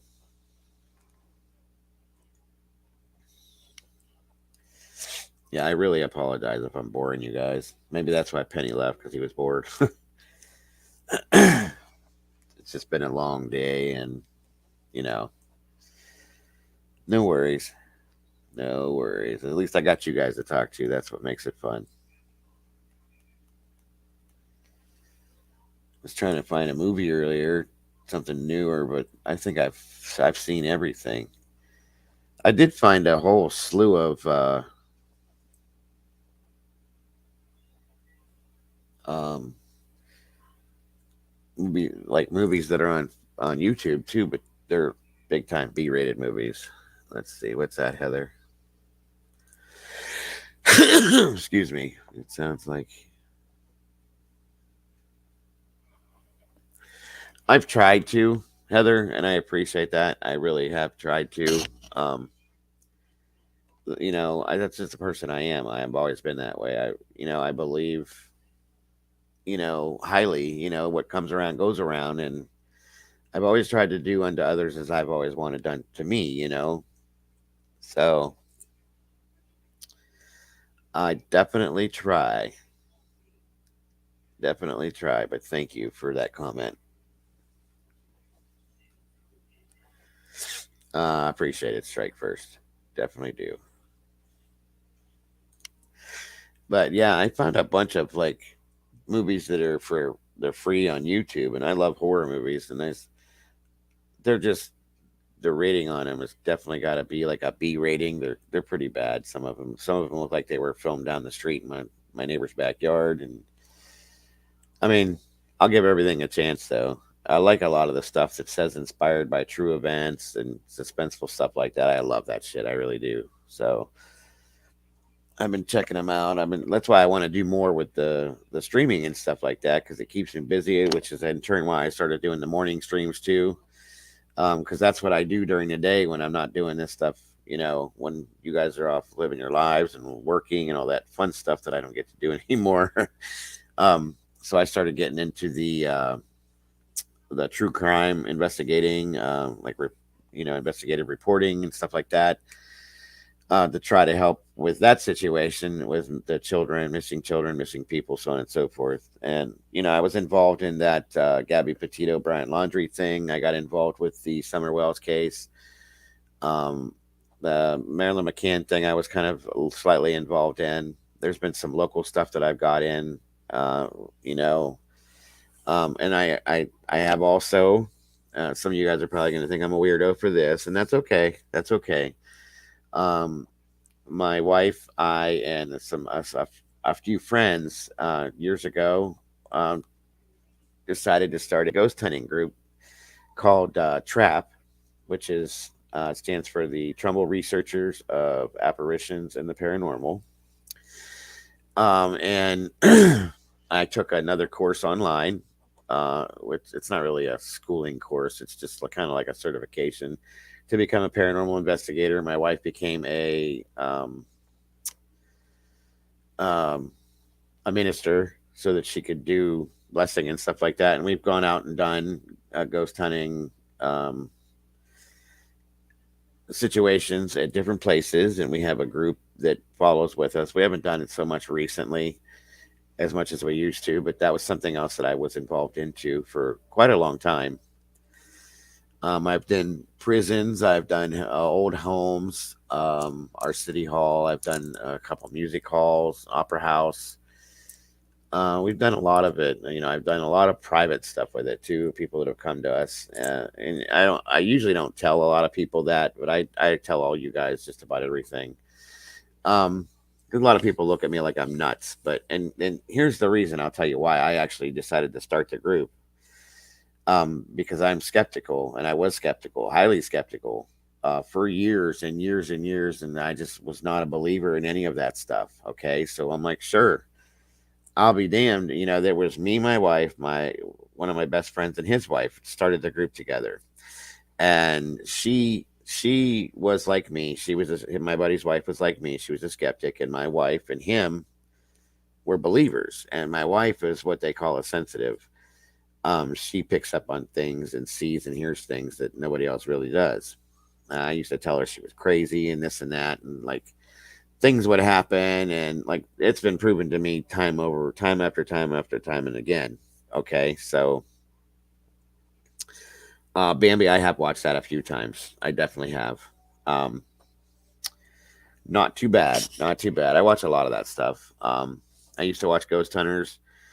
In fact, the original show, Ghost Hunters with Jason Hawes, and that came on back in the day. When we started our group, we had to register um, because we would go to a lot of different places, and the places we were doing, you can't just walk in and say, "Hey, I'm a ghost hunter. I want to come in here and do a ghost hunt," because there were government buildings and people's homes and this and that and everything else. So we had to have um, kind of like a background check done, and register with the state. Um, and then we had to do a national registry because we were going to different states doing it, and so on and so forth. And when you do that registry, it links you in with other like ghost hunting groups and stuff like that were involved. So when we did it, we got an email from the Ghost Hunters crew, the original one, taps. Okay, and they made us a sister group of their group. They have a whole thing of it with multiple groups, because what happens is if they go to like like if they were to come to Ohio to do anything that was in our area, they can link up with us, and we would do the, because we have ins and like front door access to some of these places. We know people that they don't know coming to the area, so they made us a sister group so that if they decided, to come here for anything, that we could link up with them and do it. I never got to do anything with them, but there has been correspondence with them on different hunts that we had done and investigations we had done. With some of the information we had, we gave to them to process after we processed it, and to get their opinion on it and what they would think. So we have done that quite a few times, actually. We did get offered to come to an investigation they did, but unfortunately we couldn't because of our jobs. But that would have been, we'd have actually been on one of the TV shows if we'd have done it. Um, but and it was because my wife is from Alabama, and it was one that they were in Alabama doing it, and it was at an old I think it was an old tavern. I can't remember the exact episode that they did it for, but we were supposed to do that because it was in the area that my wife was from, and I had written an email to Jason Hawes letting him know, because when you're in that group with them like that, you get updates and like heads up on things they're going to be doing in the future and stuff like that. So I had let him know that that was where my wife was from, so on and so forth. It's quite interesting, and I had seen those things too. We'd love to have been part of that. Well, then they offered us the option to do it, and it was like, oh shit, we were excited, this and everything else, but our jobs are our number one priority. So, and we couldn't get the time off, and so it just didn't happen. But it was an interesting situation. We did go right behind them, though. We did the Moundsville Reformatory in West Virginia. Um, which is the place where they have that picture that they took of the shadow man that was at the end of the hallway. We were there, shit, 5 days after they were there filming. Um, the Moundsville was also the prison that they used in the movie Shawshank Redemption. I don't know if most of you guys probably know what movie that is, but and there were still like stage markings and stuff like that from the show being filmed there, or the movie. And then also MTV used to film a show years ago, and they would cover stuff like that, like the Mothman thing and stuff like that. And they were there filming. There was some paintings and stuff that they had put on the walls to make the show more interesting, I guess. They actually got in trouble for it, we found out, because they weren't supposed to do any of that stuff because it's a historical site. But the MTV crew came in and they painted some shit and did this and did that and changed some of the facility, unfortunately. So that's all right, Penny. I'm sorry if I bored you. Didn't mean to, but yeah, that's right, Heather. It was called Fear. It was they filmed that there in what was called the Sugar Shack underneath the prison. And what it was the people that weren't in 24-hour lockdown or maximum security, they were allowed to go out in the yard, okay, but sometimes they had to stay, like for rec, they called it. It was called the Sugar Shack. It was underneath, and they would go inside there and do rec there if it's raining or stuff like that. So they filmed underneath there. And we picked up a lot, and I mean a lot of crap down in that Sugar Shack area. There was an instance that when we were doing our investigation there, we were in another side of the basement where there was a guy, and I'm trying to remember his name. If you guys ever watch anything on that, you'll pick it up. But he was the warden's, what do you, I don't know, his butt buddy, his best friend, ass kisser. The ass kisser to the warden, and so the warden gave him certain privileges that the rest of the prisoners didn't have, and he allowed him to have open rain down there in the boiler room, and he had set up a cell down there. He wasn't locked in. He could just roam through down that area, and he took care of the boiler for them, for heat and stuff like that, and had his own bathroom and shower and stuff down there. And well, because he was such a butt kisser, ass kisser, whatever you want to call him, to the warden, that pissed off some of the inmates because of the privileges he had.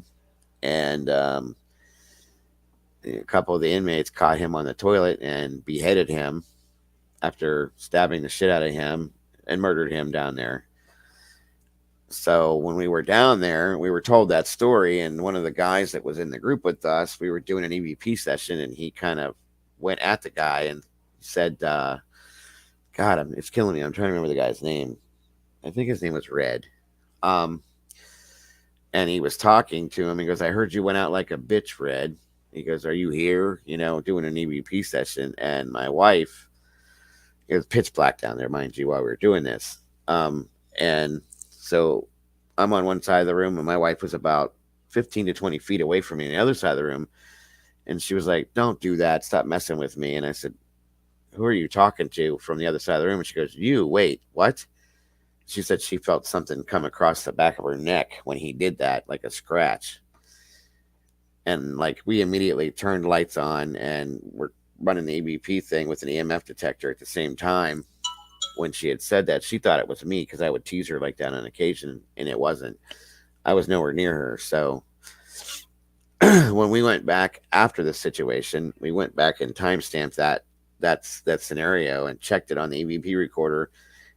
When that was said when he said that out loud to the ghost or whatever in the area, there was some noise that we picked up, some big time, like it sounded like there were some words said and some grumbling, growling type scenarios. And then that happened with my wife too. So it was kind of interesting. We picked up quite a few different things. I still have issues believing 100% in some of the stuff, but it's a little more believable now than it was when I started because of things that I've seen that have not been explained, that could not be explained, that will not be explained. So just leave it. I'll just put it that way, and you guys can figure it out from there. But it's definitely been interesting. Most definitely been interesting.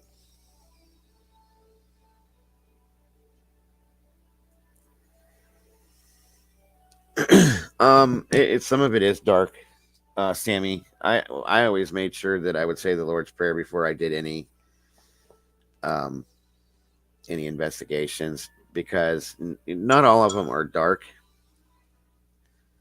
but some of them are, you know, can be, and I don't trust any of that kind of stuff. I've always been a fairly religious person. I mean, not overly religious, but enough to say I don't want something attaching itself to me, coming home with me, and affecting my family or myself. So I would always do,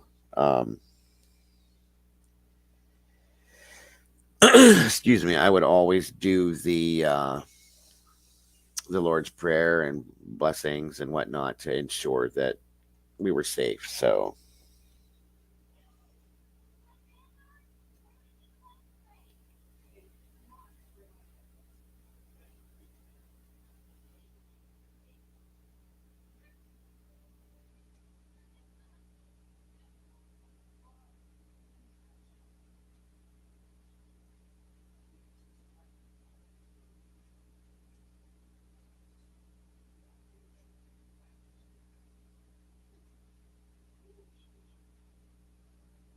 um, give me 1 second, guys.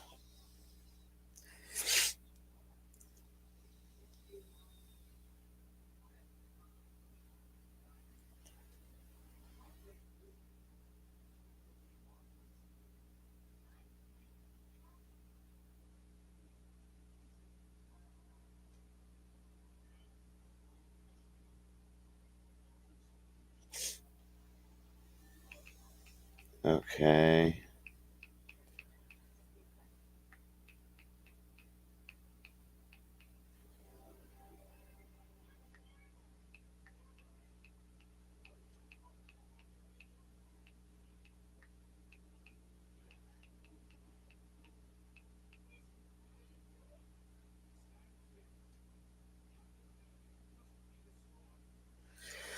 All right, sorry about that, guys. Yeah, I always do that, uh, and just to ensure, just to be safe. I never wanted to bring something home to my kids or, my wife or vice versa. She didn't either. So we always definitely kept it real with that. That's for sure. Most definitely for sure. So that was one more thing that I did in my life that was kind of interesting.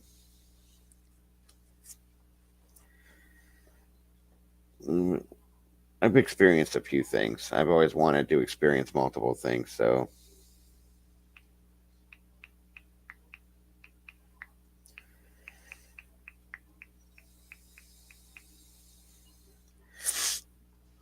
so how about you guys? Anything? What do you guys have any questions for me with everything I've told you? Is there anything you guys that want to know about anything I've talked about, or anything more that I haven't touched on, possibly? I'd be more than happy to answer any questions anybody has.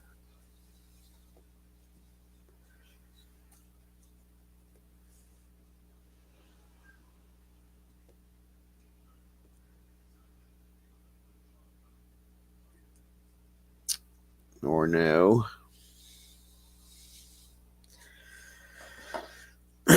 Nobody ever has any questions. I mean, I think I pretty much covered most everything, but sometimes people want to know about some of the stuff I've done and whatnot. I mean, I've seen a lot of shit, that's for sure, and definitely experienced a lot too.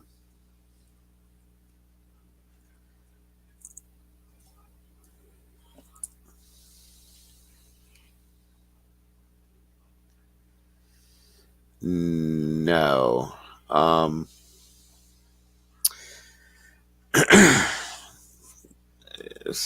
I've dealt with suicides, multiple suicides, gunshot wounds, hangings. I dealt with self drownings, um, multiple overdoses, self inflicted gunshot wounds, like I said. Never anybody with I mean, we did have an accident scene one time that um, a guy was in a Ford Ranger, I think it was, pickup truck, and fell asleep at the wheel due to drug use, I believe it was, and got hit by a train and drugged down the track. But he was okay, believe it or not. It hit him on the passenger side and it pushed him. The train started stopping, luckily. It destroyed his truck, and we had to use the jaws of life to get him out. But he, believe it or not, like I said, maybe it was alcohol. But anyway, he passed out and fell asleep. And believe it or not, never woke up until he got to the hospital and did not know what the hell happened. So he lived through it, and all he had was a gash on his right leg, on his calf, from the gear shift when it got shoved. When the train hit him, the gear shift, the knob busted off because it was a stick shift, and it gouged his leg and ripped it open. He had to have a bunch of stitches, I guess, but that was all that happened to him. Absolutely amazing. Somebody was God was with that dude that day. That's for damn sure.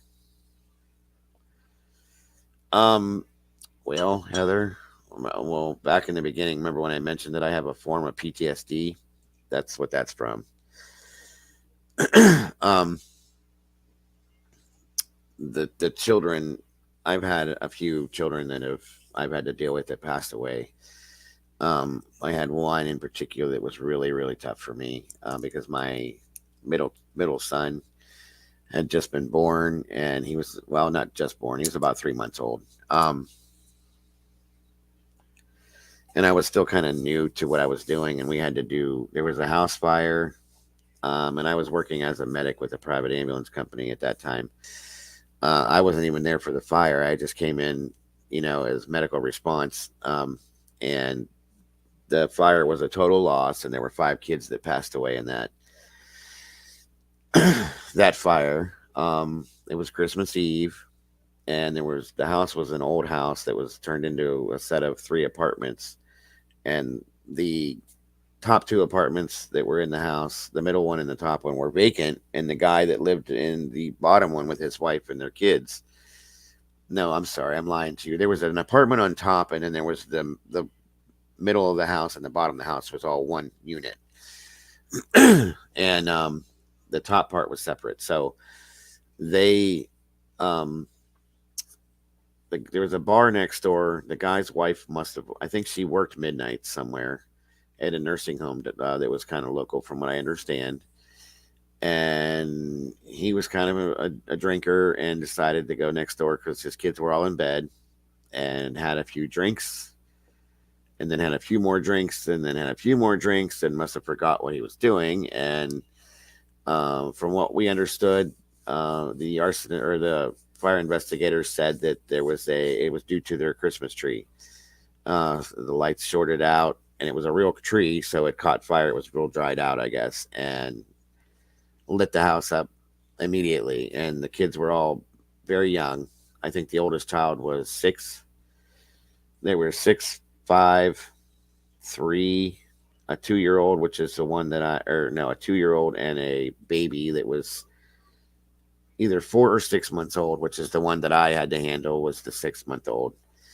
And I had to carry the baby, wrap it in a blanket, and carry, I still don't know, male or female, out of the home to the coroner's van. And that was my scenario. And I had to leave work that day. Excuse me. I had to leave work that day and go home because it affected me so deeply.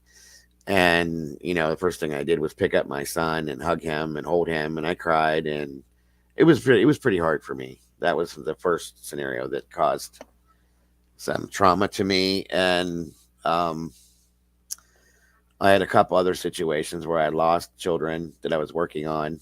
Um, One of them was a 2 or 3 year old, I believe, that got into a parent's medication and had a heart issue due to it, that I was trying to do CPR on, and the baby wouldn't come back. I had one that partially drowned, uh, and then died later in the hospital. Um, I had one from a car accident that I lost. So there's been quite a few that made it and they're alive and kicking today. So, but the ones that you lose are the hard ones. I'll tell you that right now. But it does cause some issues. Like there's certain movies I cannot watch at all because it sparks, like, flips a switch in me. There's certain situations I can't be involved in because it'll flip a switch on me. That's why, if you guys notice, I get very angry when somebody fucks with kids or does something that has to do with kids. I'm just, I can't even imagine explaining it to you. Fat ass tried pissing with me today on Twitter and brought up my son's autism and tried to throw it at me as a negative thing, and it just kind of flipped my switch a little bit too. But it is what it is. So, um, I have dealt with multiple suicides. Though I've picked up people's eyeballs out of their lap, put them in a bag, scraped their brains off the wall, put those in a bag, cleaned up the mess, wrapped them in a blanket. I've done all those types of things. Um, it's rough, but somebody has to do it. And that's the whole point. Somebody has to do it. If everybody felt the same way about it, nobody would be doing it. So, you do get numb to some of it. I'll say that much. You you never get over. I'll tell you right now. There's one thing that, and I can, as I'm talking about it right now, I can smell it right now. You never get past the smell of human flesh, burning, ever. You never get past the smell of a corpse that's been there for a while. You never, ever. What's up, Gina? Thanks for coming in, hun. You never get past the smell of a rotting body after it's been dead for a while. That just doesn't go away. I can smell it as I'm speaking. It's a very distinct, nasty, disgusting smell. So, um, yeah. there's plenty of ways that would be better than that wrath, I would say. So, how's it going tonight, Miss Tina? How are you? What you up to?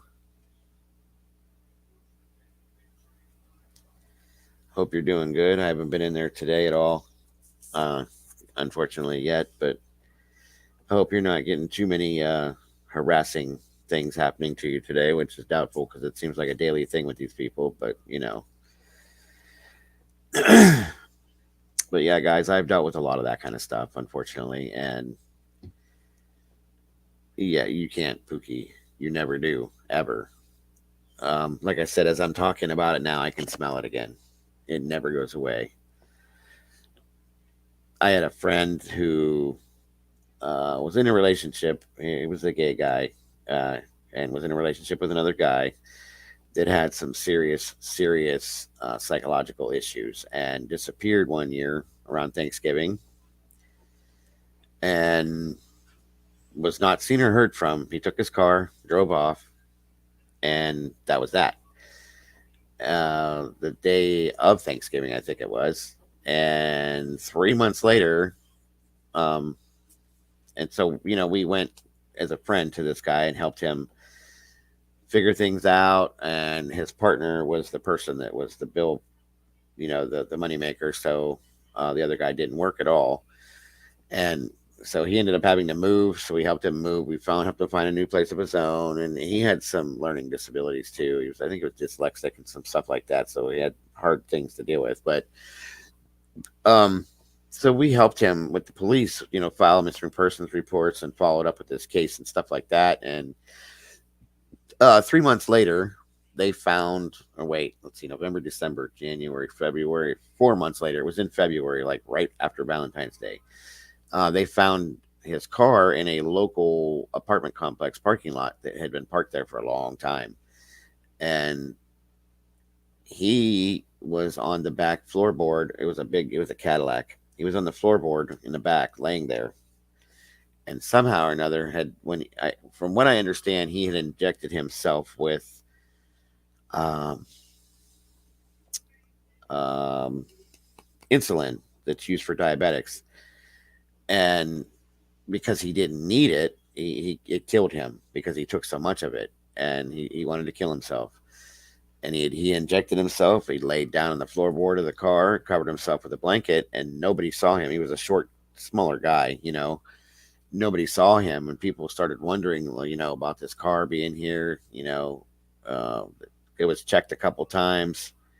Nobody could really tell because the blanket on the floor, the guy was smaller. You couldn't really see him. So for 4 months, it sat there. And it was the guy who was our friend. It was his car. Okay. It was in his name and everything. So they, somebody finally found him. The police got into the car, found the body that was completely and totally, it was done. Okay. Because it had gotten cold that winter, and then it warmed up. Then it got cold again. Then it got warmed up. Then it got cold again. It did it a few times, and so the body would freeze, and then it would warm back up, and then it would freeze, and it would warm back up, and that's not good.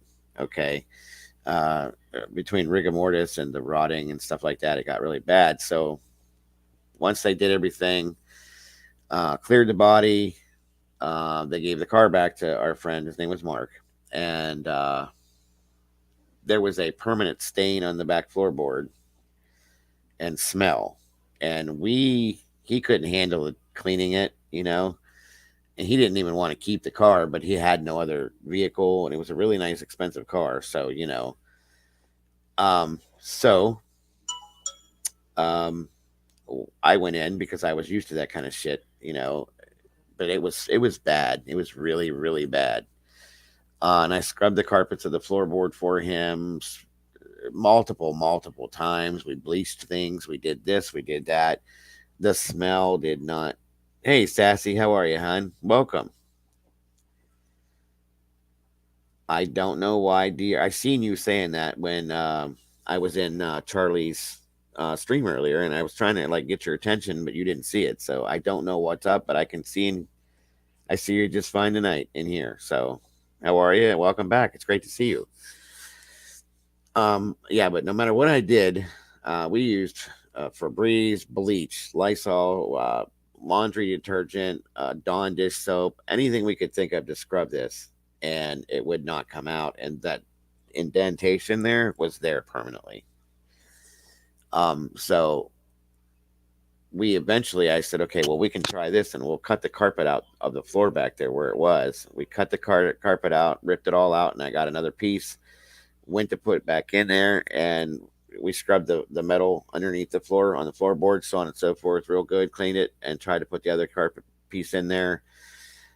Within 48 hours, the smell came back. It was just, I think it was in the upholstery from sitting so long. So I told him, I said, dude, unless you rip the upholstery out of this car, everything, the headliner, the seats, this and that, it's going to be here. So he sold the car eventually, and he got a decent amount of it. I don't know what the people did with it, and they have a lot of air fresheners in it, but somebody else has it now. And so, yeah, that smell does not go away. It's very strong, very pungent.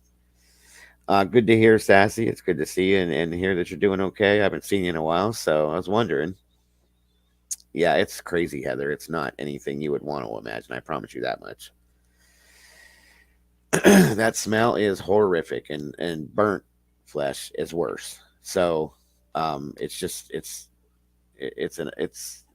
there's no way to explain what either one actually smells like, in any way, shape, or form. I mean, people say things smell like shit. People say things smell like garbage or ass or this, and none of that is what this smells like. I would rather bury my face in a pile of shit than have to smell either one of those smells because they're so strong and pungent and like disgusting. They're nauseating. It's bad, very very bad. So, let's see.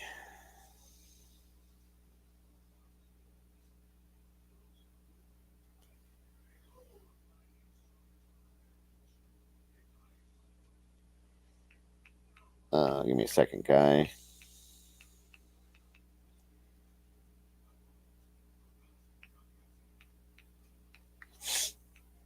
One moment, please.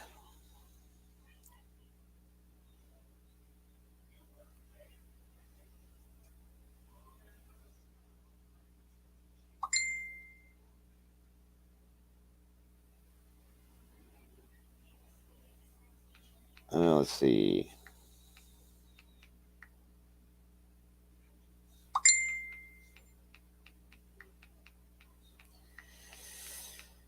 Sorry, guys, my phone's bing banging all over the place.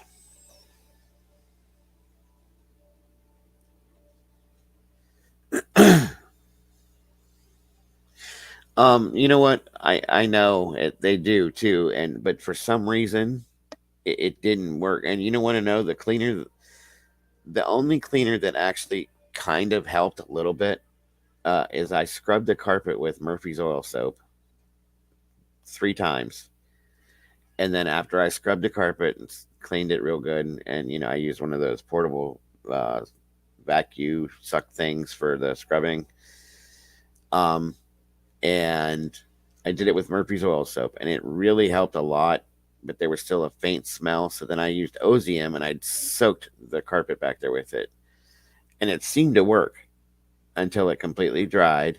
And then you if once you roll the windows up on the vehicle, and it would sit like that, you'd get in the car and there it was, like smack you right in the face. So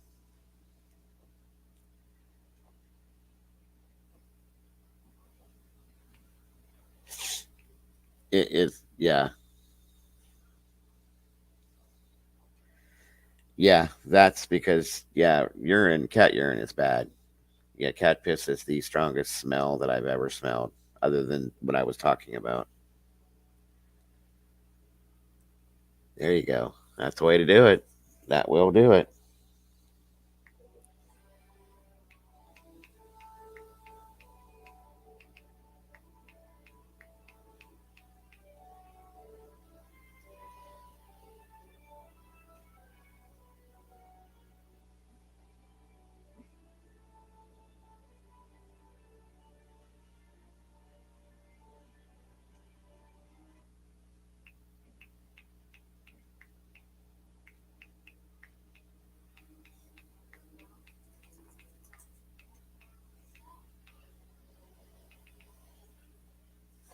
So what else is going on, everybody?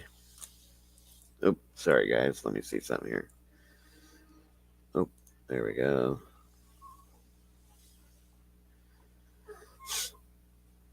Yeah, that the bio cleaning and stuff like that. They can get there's stuff that can be used. I just couldn't find it. There's a combination of stuff like they've used it in houses and stuff like that that people have passed away in. Um, to get smells like that out of houses and stuff like that. I just never had access to the right stuff at that point in time. I didn't know what to use, so I tried a little bit of everything. But I know there are things that can be used for carpeting and upholstery. Um, you can there's even certain things you can use to wipe walls down that really get rid of smells and stuff like that. They use a lot of that kind of stuff, and people that have had like house fires that have been contained to an area, but the smoke will get through the house, and they go in and they'll clean it real good with certain chemicals and cleaning products, it's like nothing ever happened in there. So yeah, it's definitely commercial stuff. So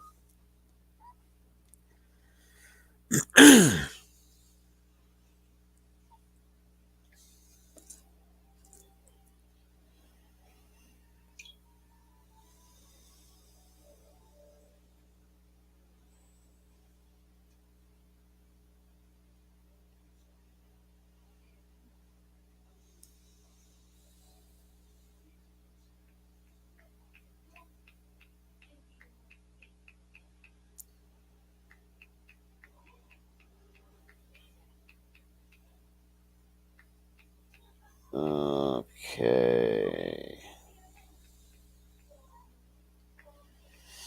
Um, Also, since you're in here, Sassy, I will tell you I don't know what your hours are that you keep or your shifts or whatnot, but I started doing a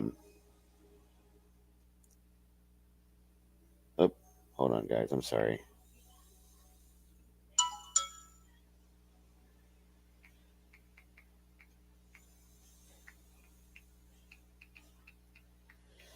I started doing a stream in the mornings in regards to the Summer Wells case and stuff in that region too.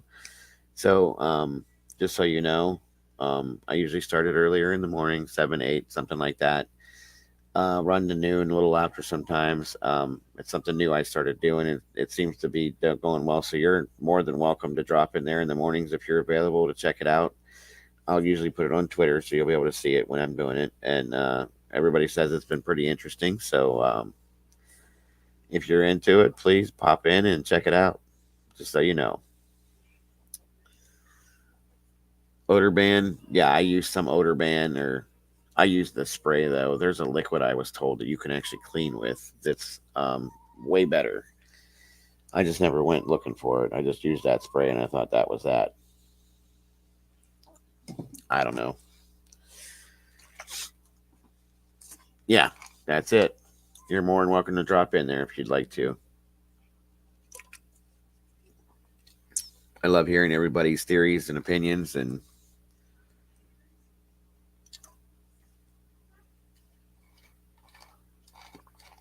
it's definitely interesting. Me too. That's what I do during the day usually, is I work on stuff like that.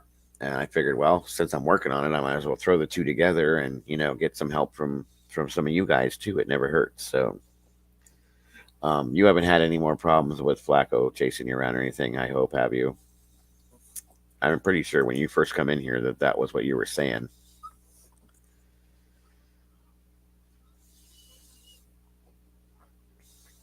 Just want to make sure you're okay.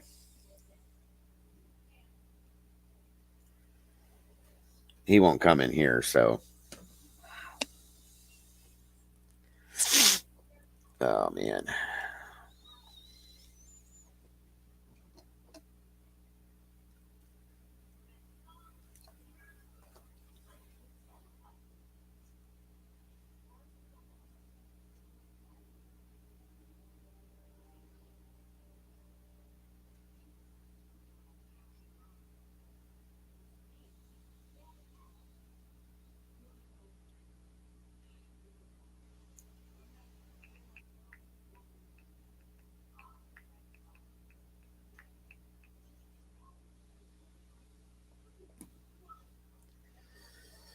Oh yeah, yeah. I remember seeing that one. Knoxville 5. These people carjacked a couple. Yeah, yeah. I remember that one. He was kind of harassing her in the beginning. I think when she jumped in here, kind of like chasing her around. If I remember right, if it was the same person, and I kind of said a few things to him to get him to maybe leave her alone. I guess I don't know if that had anything to do with it, but if he's not bothering her, so be it. But if this is the same person, I'm pretty sure it was her. But I tried to. I've always tried to be nice to Flacco, but he just doesn't let you do it.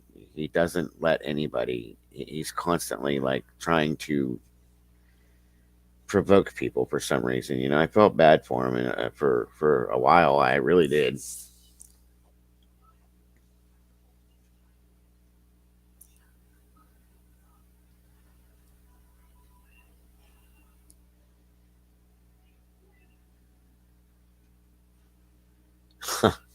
Yeah, yeah.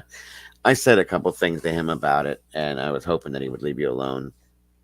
He gets intimidated pretty easy, which I don't like to do that, but I don't like when people get harassed. It drives me nuts. So hopefully he's left you alone since then. But yeah, and like I said, I tried being nice to him for quite a while, and they always say things like that don't make any sense. They talk about people's kids that don't exist, people's husbands and wives that don't exist. It's ridiculous. Because Dis when he was running around here had said that the fact that Flacco's hand is the way it is triggers him, and it's people shouldn't make fun of him. And I agree with that. I'm not one of those people that teases people like that. So I've tried to be nice to him multiple times, and he just comes right at me constantly, like trying to start shit with me. And so finally, I told him, I said, "Listen, dude, I've talked multiple people into trying to be nice to you." I said, "And you're still going to act the way you do." I said, I'm not going to do it anymore. I said, "You don't treat people that way that are treating you the right." I said, "Maybe you're not used to it. You're so used to being bullied with everything in your life that you don't know how to react when somebody is nice to you." I said, "But I'm not going to continuously stick up for you or say the nice things about you to other people when you're coming at people constantly the way you do." So I just left it be, and I haven't bothered with him since. So he's always looking for some kind of drama or something to give him clout, I guess you could say, to get shit going on his channel, which makes no sense to me. I mean, I told him one time too. I said, "Dude, why don't you just be yourself? Talk to people instead of screaming and yelling all the time and making these fucking crazy um, things up that you say." And it's just like, no, it doesn't make any sense. Whatever. He's got his issues that he'll have, and I just don't bother with him anymore. Yeah, there's a lot of people that have done that, Sassy, and he just doesn't. Maybe that's why he is the way he is. But I've had my fill. I don't stick up for him anymore.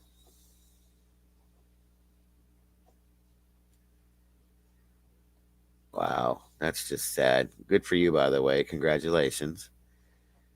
Yeah, I don't personally don't even worry about what he says. What he says has no bearing on anything. No worries at all. But good for you. That's a lot to lose. That's great. That's awesome. How does he even know? Like that's what kills me. Like how does he even know anything about you like that? Is what I can't stand when people do that. Drives me nuts.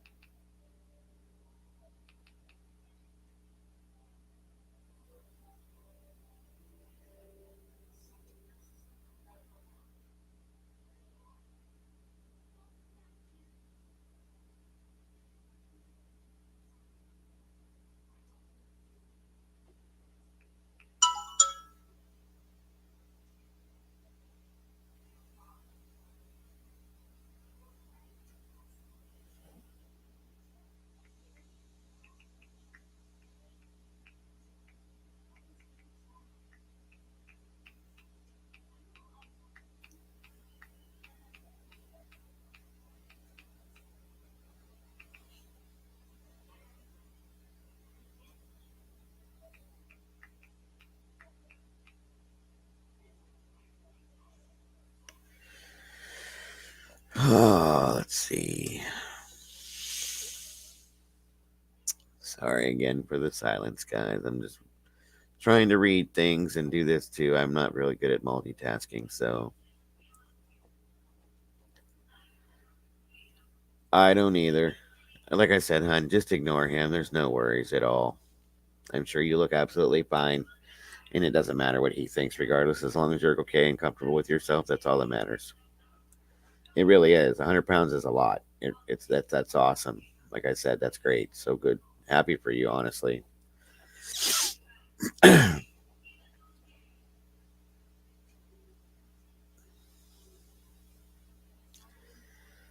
Well, I'm 47, so if that's any indication, 41's still very young, and you're only as young as you feel.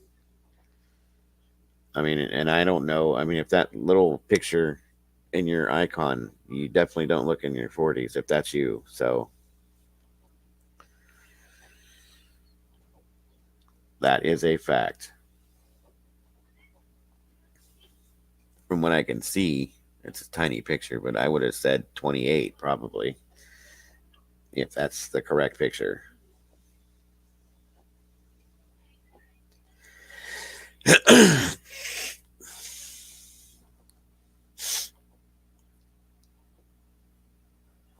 Yeah, I'm not. Like I said, I'm 47, and if you're 41, that's definitely not old. I've always said that you're only as old as you feel. Yeah, well, from what I can see of that picture, I'll even put my glasses on just to look at it again. But yeah, I would have said 28 just from looking at that picture. So you're good. There you go. That's all you got to do. It's the way I look at it too. Guys, give me about 30 seconds. I'll be right back.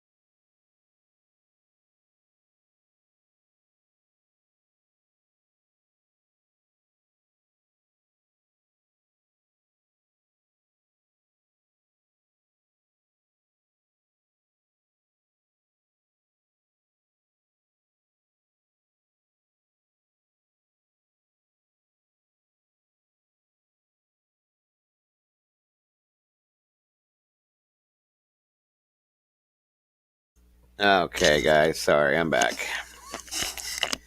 Sorry about that. I had to grab a cup of tea. My mouth was dry. Yeah, I don't know. I'm right here, John. Sorry, I got thirsty.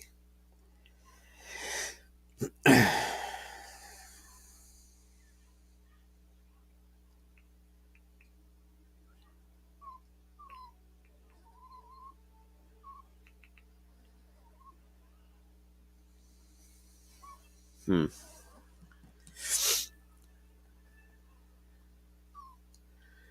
I don't know who else is streaming right now, guys. Let me check. I'm so sorry if anybody left because they were bored. I apologize, guys. I didn't mean to bore everybody tonight. Just kind of a chill, laid back stream. So be it.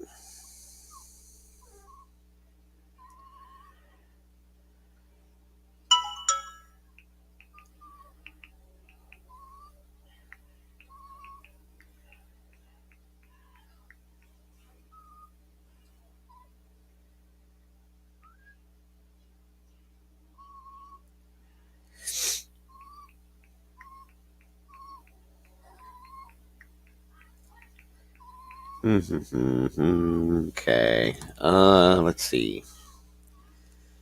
Quiet night. Yeah, it is quiet a little bit. I'm sorry, guys. I really do apologize.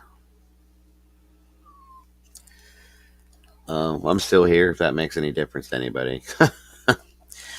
um, I don't see anybody else streaming that I can tell, unless there's somebody on the other end of things that I'm not really paying attention to.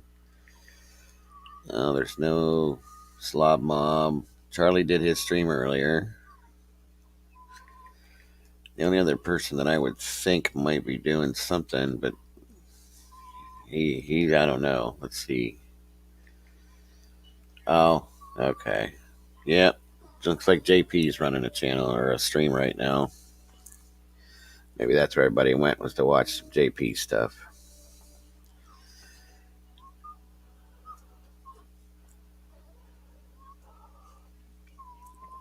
So be it. No worries. No worries. Those are the only ones I can see, but I don't know. Does anybody else in here have anything they want to talk about in particular? I'm down for anything. I'm up. I probably. Oh, Abe. I forgot about Abe. Abe's pretty. Yeah. No, I don't blame you on that one, Hunch. There's something wrong with that guy all the way around. He's a mess. Absolutely a mess.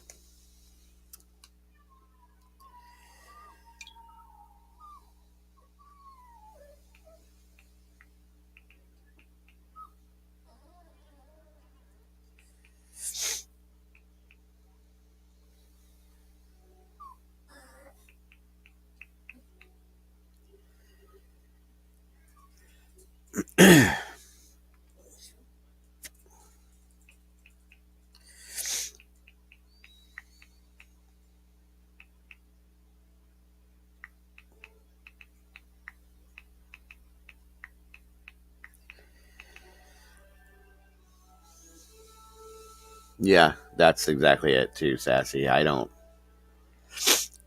No, not completely yet, John. I found out that I needed a little more than what I thought I needed. um, I'm not. I'm not. I used to be real computer literate back in the day.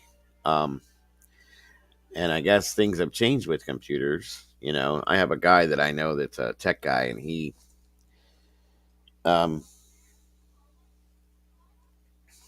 um, he was telling me for what I want to be able to do, what I need, and just things are a little more expensive than they used to be. So I'm still working on it. I'll get there eventually. I'm trying. And the thing is I have the CPU itself. I just have to put the things inside of it that I need to do it. And I have the two monitors, and I have my mouse and stuff. I have to pick up a keyboard to go with it too. But I just have to get the components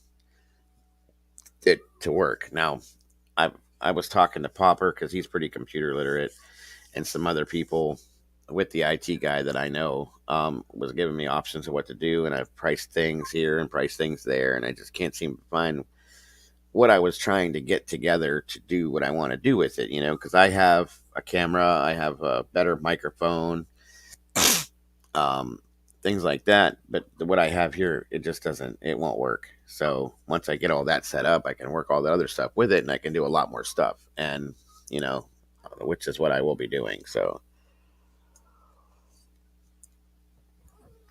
yeah, yeah, our gas here, Sassy just went to, and like I said, I'm in Ohio. It just went up to this morning because last night it was 387. It is now 429. That happened in less than 24 hours. So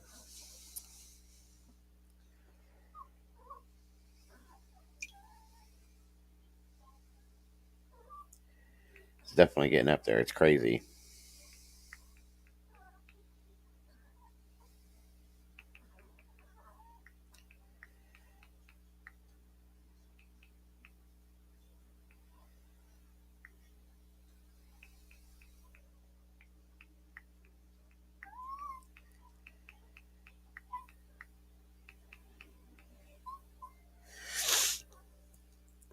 I remember when gas was, 179. That was awesome.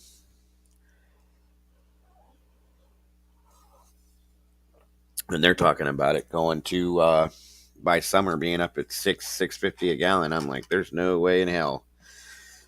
I have a truck, it's a pretty good sized truck, and it's got the bigger motor in it, and it huge tank. And I was telling Pennywise last night, I put $25 in it, and it brought it to, and this was at three when it was still at 387 or 389. It brought it to right at almost just below a quarter of a tank. So it didn't do shit. I said I'm gonna have to look into buying a motorcycle for the rest of the damn summer because I ain't gonna be able to afford to go anywhere in my damn truck. And luckily, though, around where I live at, we have like they're called fuel perks at a couple of the different stores that we have here. And the more like groceries you buy, it takes a percentage off. I think it's after every $50 you spend, and you get so much off per gallon. I'm going to be taking full advantage of that. Believe me, especially if they keep going up like they are. Everything's gone up. Everything. I found it's a couple. Well, it's about a week ago. I went to the grocery store and I was looking around for something different. We hadn't had like pot roast or any kind of a roast of any sort for dinner for a long time, And I'm like, oh, let's check this out. I found a little 3.2 pound rump roast. I was gonna make that, some potatoes, carrots, whatever, throw it together, and it was a $52 for this little 3 pound roast. I said, you got to be kidding me, and I just, nope, we're not doing that. Hyundai, yeah. See, it's good nowadays to have these smaller cars right now, especially to have these smaller cars because you don't have the huge tanks you got to fill up. That's not bad though. I wish it would give me a half a tank. It takes before the gas went up, it would cost me about between 50 and 60, depending on the price, to fill my truck. It's going to be up around $120 now to do it. It's just crazy. And being that it has that big motor, it's not good on gas. So I'll be going, I go through the gas pretty quick too. So I guess I just won't be going as many places as I do.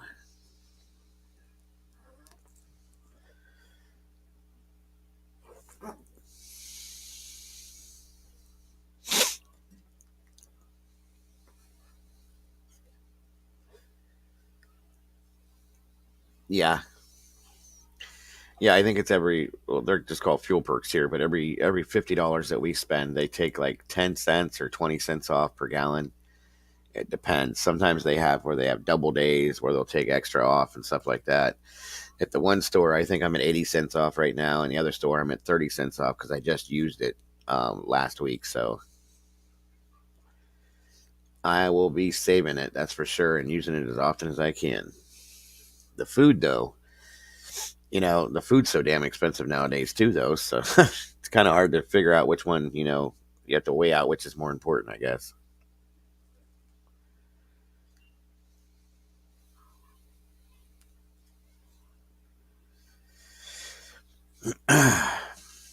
So, what do we got left in here? Looks like Strike First is still here. Sassy, of course. Thank you guys so much for being here. John. Yeah, it looks like quite a few people. I got like 9 people left in here. That's okay. I'd be here if there was just one of you guys here. No worries. And thanks again for anybody that subbed to the channel. I do appreciate that, just so you know. Yeah, $25 would give me like a half a tank at one point in time, so.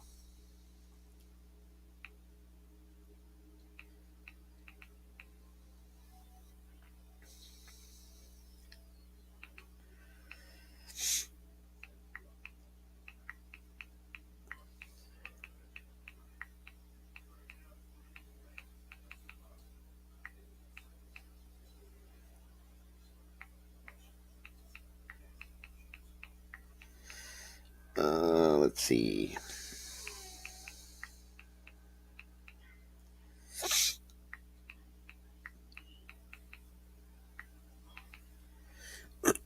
Hey, Flower, how are you tonight, hun? Thanks for being here. It's good to see ya.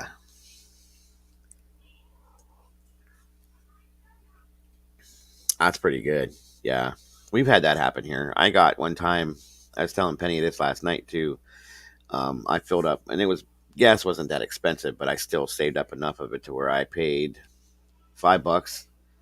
Yeah, it was $5, and I filled my whole truck up. I mean, and I was rocking and rolling and putting every ounce of gas I could. And then there was a guy that was there that was 2 pumps down from me. I was talking to him. He's all happy and excited about it, and he told me that he had enough saved over time to where they actually sent him a rebate check. He got his gas free, and he got a rebate check from them for $15. So he went negative on it and got free gas. And I was like, shit, that's the way to do it. And he had one of those big, we call them Amish hauler vans because that's what they use them for. They'll haul around the Amish work crews to where they go since they don't drive. And he $15. He got paid $15 to fill up his van. So you can't beat that scenario whatsoever. I said, I'd love to have that happen. I mean, shit.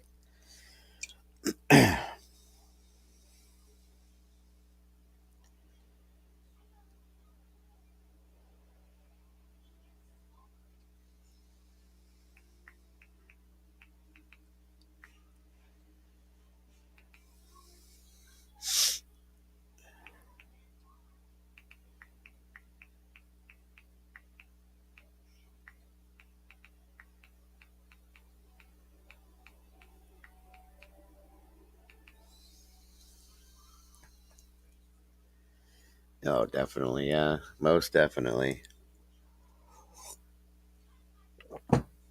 Oh, why is my Twitter doing like crazy right now? I think it is. Yeah.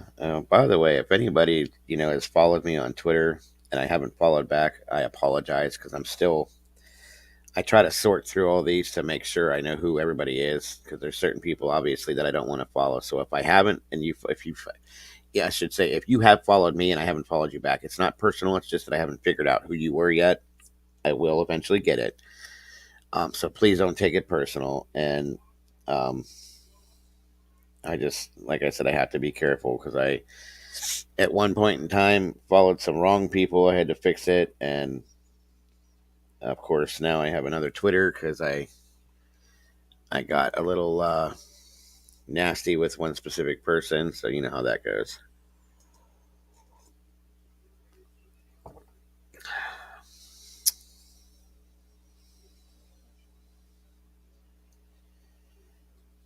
Where are we at?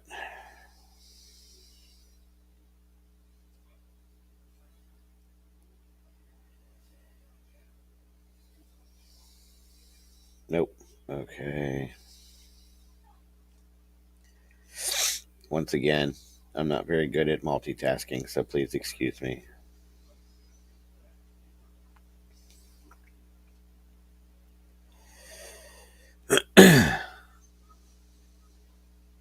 What's up, Jim Tom? How are you?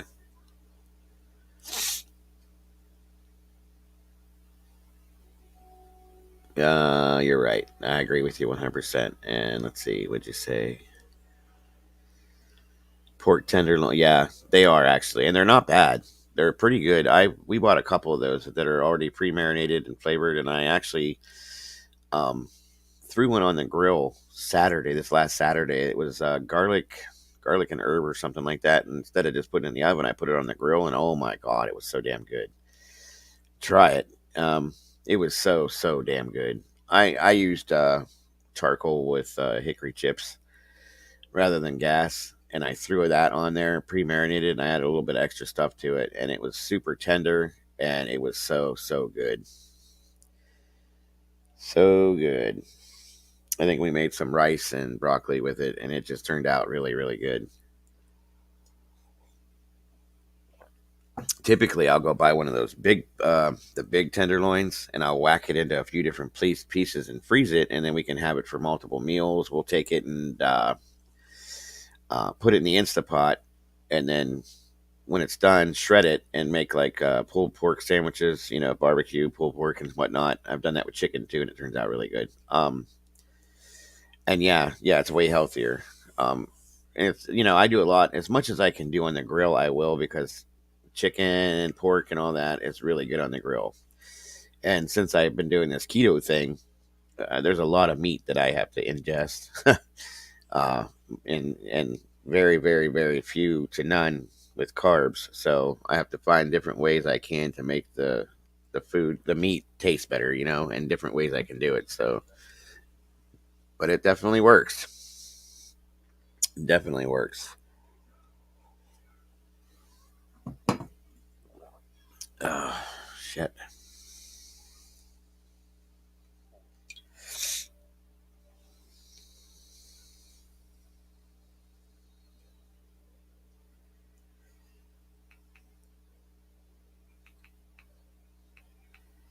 So, what are everybody else's plans for this evening? What'd you say, hon? Yeah, grilled any? Oh, absolutely. There's no two ways to look at that. I don't care what it is. If it's a meat, it tastes 10 times better on the grill than it does any other way you make it. No two ways to look at that at all.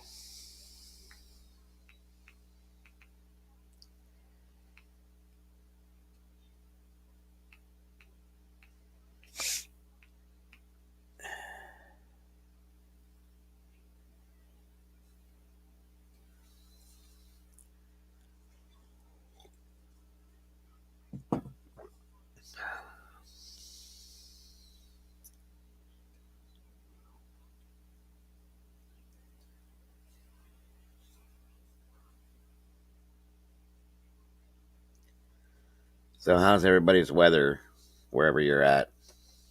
I know mine is. It's cold again. We had some more snow last night. Very light dusting of it, but it's cold.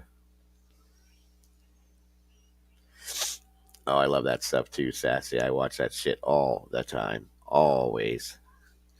I haven't found anything new that I've been trying to figure or anything new to watch, but I think I've watched everything I possibly can.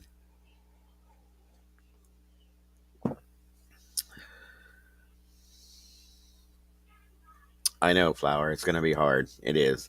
I think we're headed for another recession. Whatever this thing that Biden said he wanted to do with the reset, um,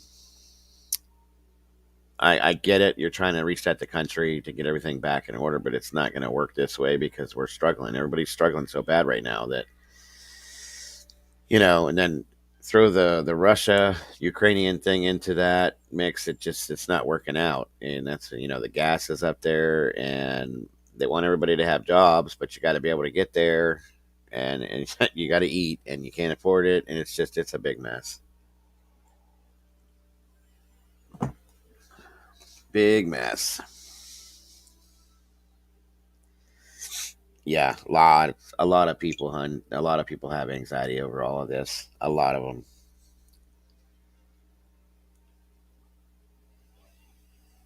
It's really scary at times.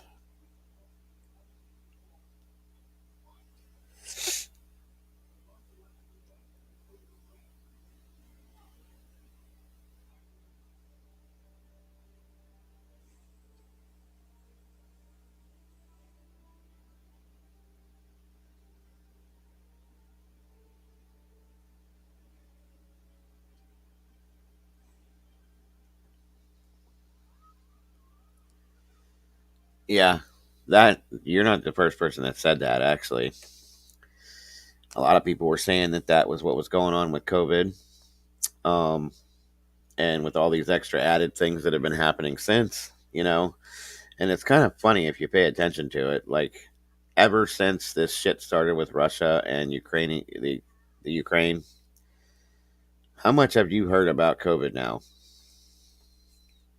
It's kind of gotten pretty quiet, hasn't it?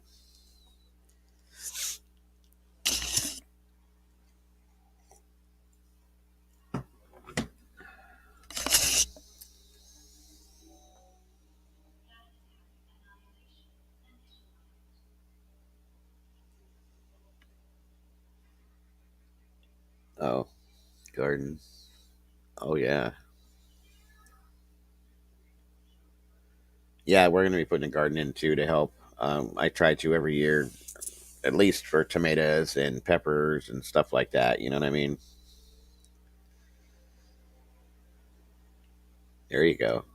Yeah, that's. I mean, a lot of people are doing that nowadays, Sassy. It's like it seems to be the new thing. There's a show I actually watched on YouTube. I think it's called Jake and Nicole Off Grid, where they've done completely everything, off grid. They built yurts to live in, and the extra little side buildings they've had, and they grow everything they eat, herbs, everything. So I think they're vegan, so they don't eat a whole lot of meat. But yeah, almost that's exactly what I was saying. No, I did not see any of those flower because I've been live since about 9:30, I think, or 9. So I didn't go watch any of that stuff. No, honey, it's okay. Either way, I told you I'll talk about anything. I have adult ADHD as well. So does my son with his autism. So, you know, I get it. No problem. No worries. There's not like we were talking about a whole bunch of something important anyway. We're just talking. So no worries. No, I didn't get to watch Voices, but there is some stuff I'm going to be putting up tomorrow when I go and do the my morning stream with this. I got some new shit to look at, and it changes some things up a little bit. This case has changed so many times that it's starting to like weird me out. I've never seen one of these cases change so much. No thanks. His name. I don't think so. Is it in true crime region, Sassy? Because there is a guy named Doug that I've checked out in there a couple times. If that's who that is, then yeah, I have seen him. I've watched just about anybody in there, and I've talked to quite a few of them. I follow Molly and Andra.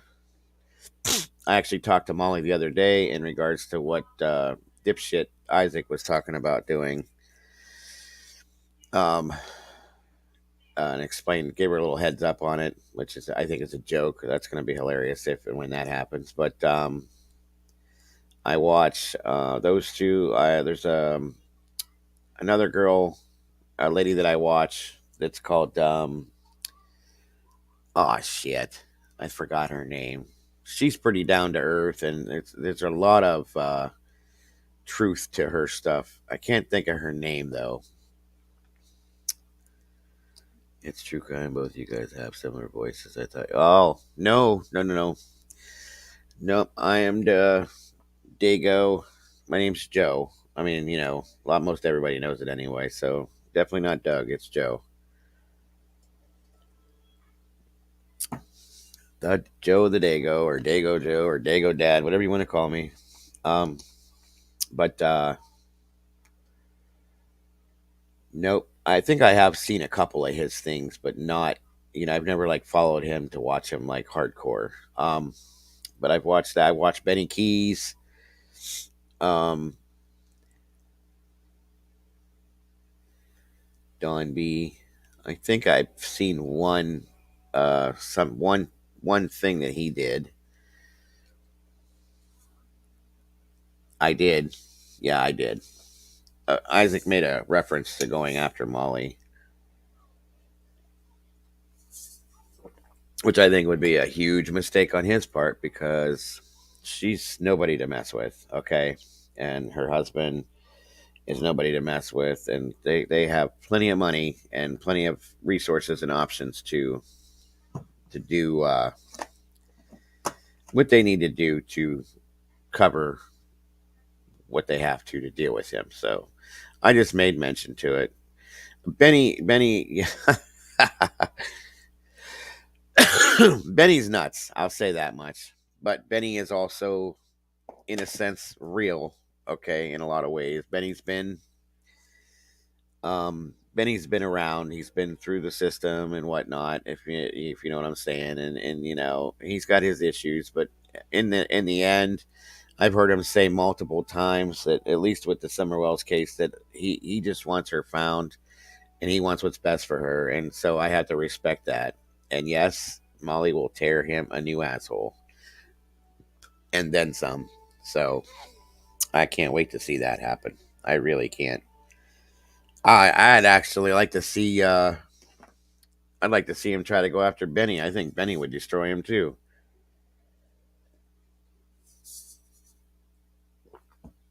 That's exactly what it is. Savage is the one that brought it up to him to begin with, and so he's going to go with it because Savage told him all about Molly, and Molly's made her mistakes just like anybody does. She's not perfect. Nobody is perfect that does any of this. I'm not perfect.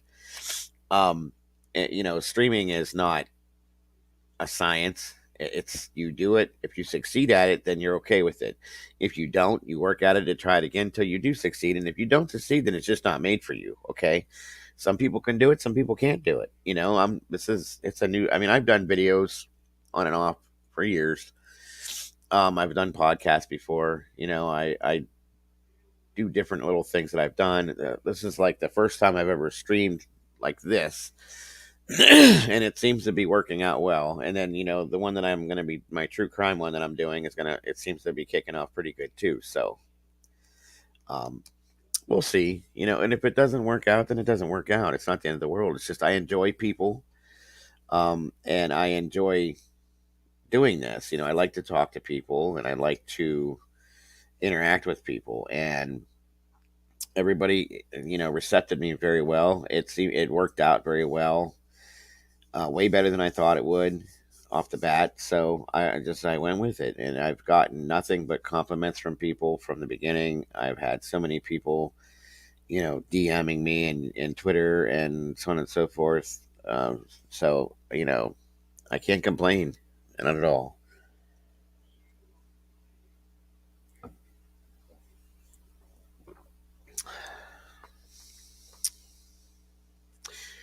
Right, and that's I know what you're saying, Flower. She has done that to a lot of people, but there's a whole different scenario with Isaac and Benny.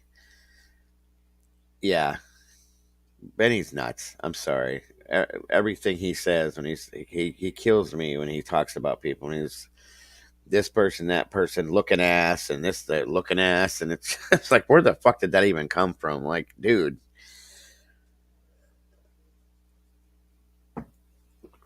But like I said, as long as everybody has the same goals that does this stuff. I've been doing this silently for months now. Like I said, going back to the Brian Laundrie, Gabby Petito case, and there was a couple cases that I was looking into before that.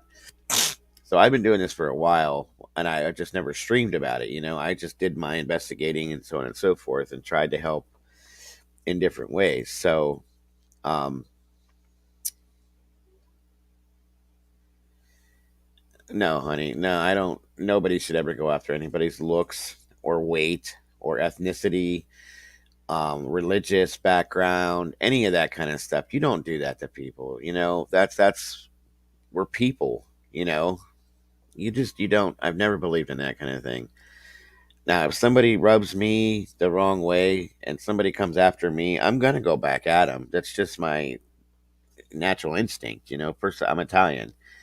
I have a really, really short fuse, and I can be a nasty motherfucker if I have to be. Excuse the language, but I'm a nice guy. I'm a very nice guy as long as you're good to me. I'm always going to be good to people as long as they're good to me. If somebody attacks me and my family, That's your mistake. Look out. So,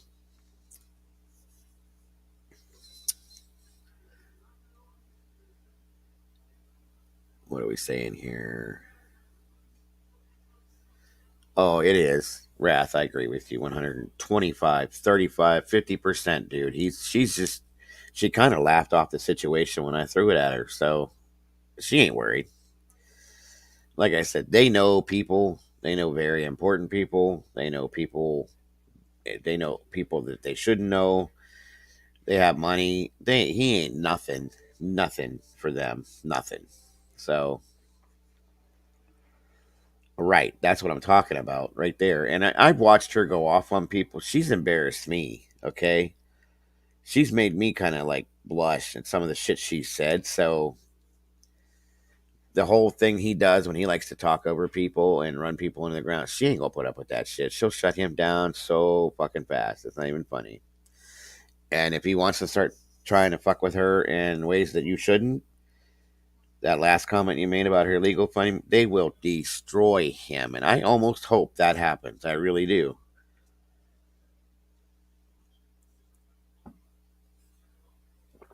Well, that's exactly what it is, Flower. And what's going to happen, guys? I'm gonna predict this. This is why he's doing this. Okay. Obviously, we all know that he's not who he used to be, or thinks who he used to be, or any of that. His numbers are different. Everything's dropped, so on and so forth.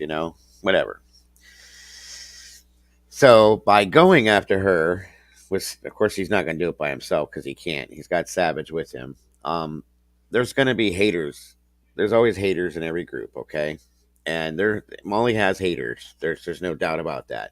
So what he's going to do is the haters are going to jump on his side immediately. So that's boom, boom, boom, boom. Those are subs for him right off the bat and views.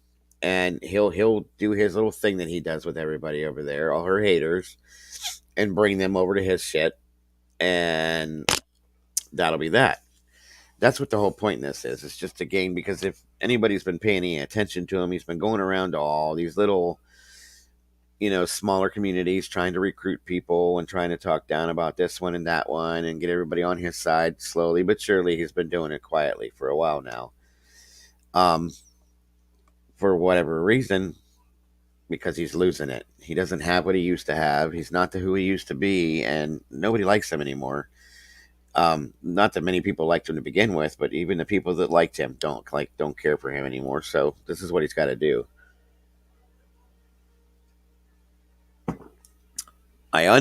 From what I understood, Wrath, her husband was an attorney. I might be wrong. I may be mixing it up with somebody else. I never paid much attention to him. Um, I could be completely wrong, and if I am, I apologize.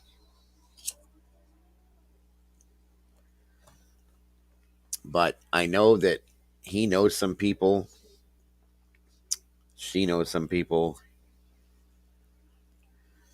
and that's all it takes nowadays is to know the right people. And somebody coming from fucking Greensburg, PA, to fuck with you that's nothing with them. You've seen the money that she's raised for the situation she's done it for.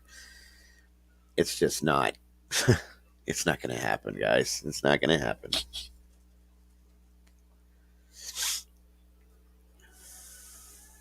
I don't know. He will never ever flower. He'll never be relevant again. Never. He's lost that. I'm sorry, but he's lost that.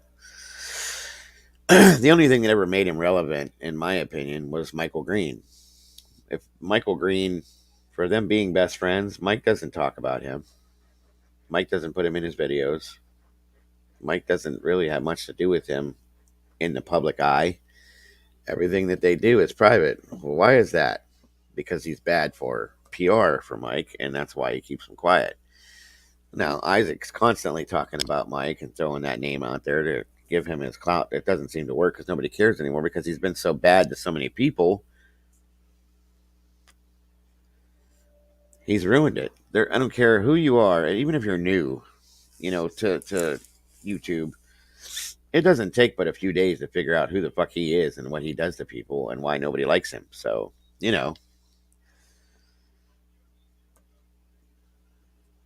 It is what it is.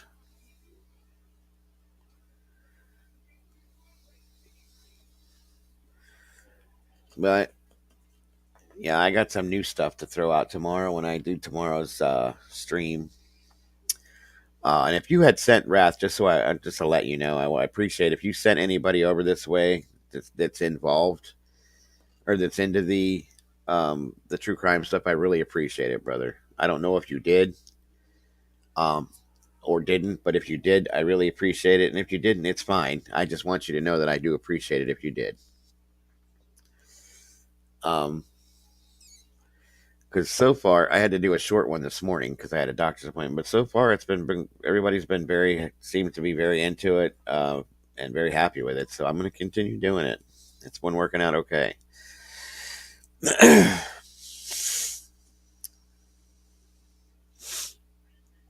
So I do appreciate that. I appreciate everybody that shows up like tonight. I appreciate everybody that shows up in the mornings. I love you guys to death. I really do. You have no idea how much it means to me. It really does. The morning one, I really get into that one a lot because I do that. I'm doing that stuff on a daily basis, and this kind of helps me a little bit too. I love getting everybody's theories and opinions on it, and it's interesting to hear how people think about situations like this too. Miss Amy gave me a theory that makes a lot of sense um, yesterday, and then I pulled up some new stuff this morning, just a little bit. It's hard to keep up with some of it. And like I said, my equipment's not up to par yet, so I have to kind of ad lib with it and make it work the best I can so that you guys can get the best experience I can offer you with it as of right now to help with it. So I'm working on that, but I'll get it. I'll get it there without a doubt. So, well, let's see here.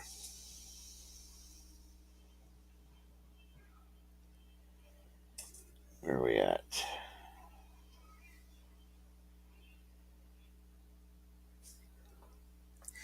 Yeah, he's definitely lost everything. According to him and Nicole are getting back together and all this other shit, but I don't believe that. And like I said before, if they do, then they do. I feel bad for her. That's all I got to say. I really do. Oh, I do it every morning, Wrath. Just so you know, I did it once. It went great. I did it once or twice, or yeah, and it's well. Wait,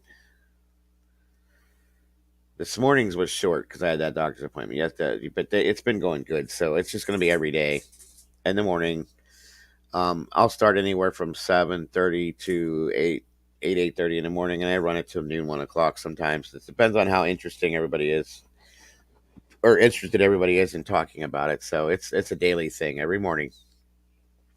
So you can tell whoever you want to hit it up. I'm gonna do it every morning. It's called Dago's Cafe, um, and I'll throw it out on Twitter that way too. Um, it would be pretty stupid, Tyler. I agree. It really would, considering what he's put her through. So, uh, welcome, by the way, brother. Um, like I said, I get up in the morning pretty early, and then I get my son ready for school and out the door and all that. And usually when he's gone is when I kick it in. So, um, usually between anywhere from 8 to 9, I'll start it up. It depends on how my morning's going and how it was with him and what I got to do. But yeah, 8 to 9 a.m. is when I'm gonna start it, and I throw it on Twitter. And then I just go from there. And like I said, it's been fairly receptive so far. I've had a good, sometimes same amount of people that I get in here at night. Today's a slow night, obviously, but it's fine. Um, no worries. But yeah, 8 to 9 a.m. Monday through Friday. Sometimes I probably won't do it as much in the mornings on the weekend, but at least Monday through Friday. Now there may be a day that I don't do it, and I'll throw it out there that I'm not. Sometimes when my wife is off during the week, I just don't do anything and we just spend the day together. But for the most part, I'll be doing it every day, just about every day. So, but yeah, anybody that heads this direction because of you, I definitely appreciate it, guys. Um, and Wrath, especially.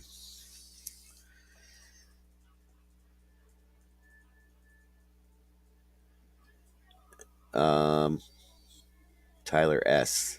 I thought that was your name. I had somebody in here. It was Tyler S.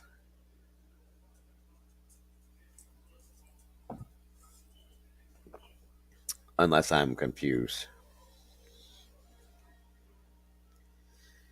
Yeah. Well, right now it's 11:53 here, so yeah, I believe so.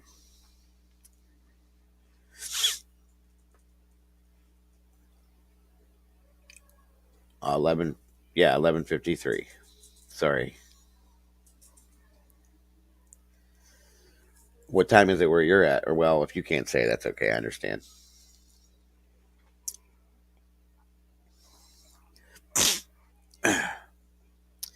No, I just thought you were the same Tyler that was coming in here, boss. My fault. I'm sorry.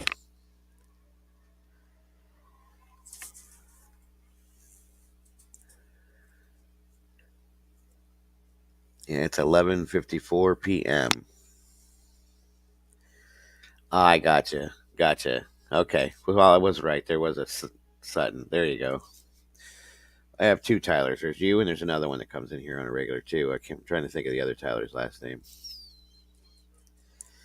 Either way, you're welcome, sir. But I think I'm gonna go ahead and shut down for the night. It's midnight. I'm tired. It's been a long day. Um, well, I'm glad to have you, brother. I'm definitely glad to have you. Definitely. I appreciate every one of you guys. Like I say, right now it is 11:55, Wrath, p.m.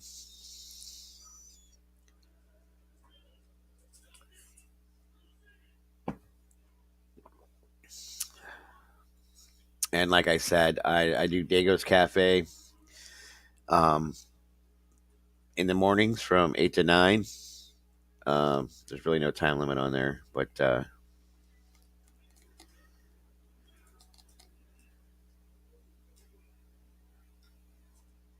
oh, yeah. See, there it is. I was right. The money sign one. You guys just completely threw me off with that because I looked at it too fast and I don't have my glasses on. So I thought it was the same one. So that's why I was confused for a minute. I'm still around too. Gotcha. 11. Can you hear me, Wrath? 11:55. Can you guys hear me okay?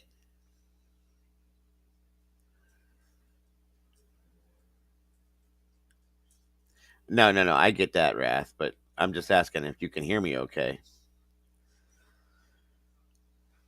Here, I'll type it in the chat. Maybe that'll make it better. If you guys are having problems hearing me, please let me know because I think I'm having problems with these headphones too.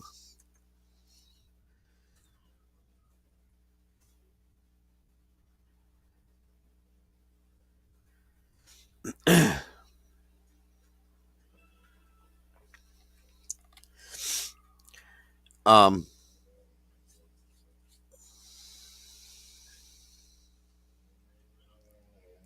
okay. No problem, Wrath. I appreciate that. But yeah, guys, it's about midnight. I think I'm going to shut down for the night. I appreciate you guys all being here. Um, every one of you guys. Miss Brandy, Strike First, of course. Tammy77, I Am Wrath, Jim Tom, Sassy Italian. Where are we at? Cecilia and Ron. Thanks so much, guys. Miss Amy, my brother Pookie, Caitlin. Where are we at? Let's see who else did I have in here. Mr. Whistle Sir, Bambi, um, Cecilia, and Ron. I think I said that already. I'm sorry. All right. Who else did I have in here? Heather, Sammy S, Mr. Wrath, of course, Tina, um, Miss Sassy Italian, John Sugser. Where are we at? Where are we at? Where are we at? Let's see who else is in here. Tyler S. and Tyler Money. That's how I'm going to refer to the two of you. Okay, good deal, Ras. Good. I just want to make sure you guys can tell me here. You're absolutely welcome, Heather. Anybody that's left in here tonight, guys, I'm sorry if I was boring tonight. I apologize.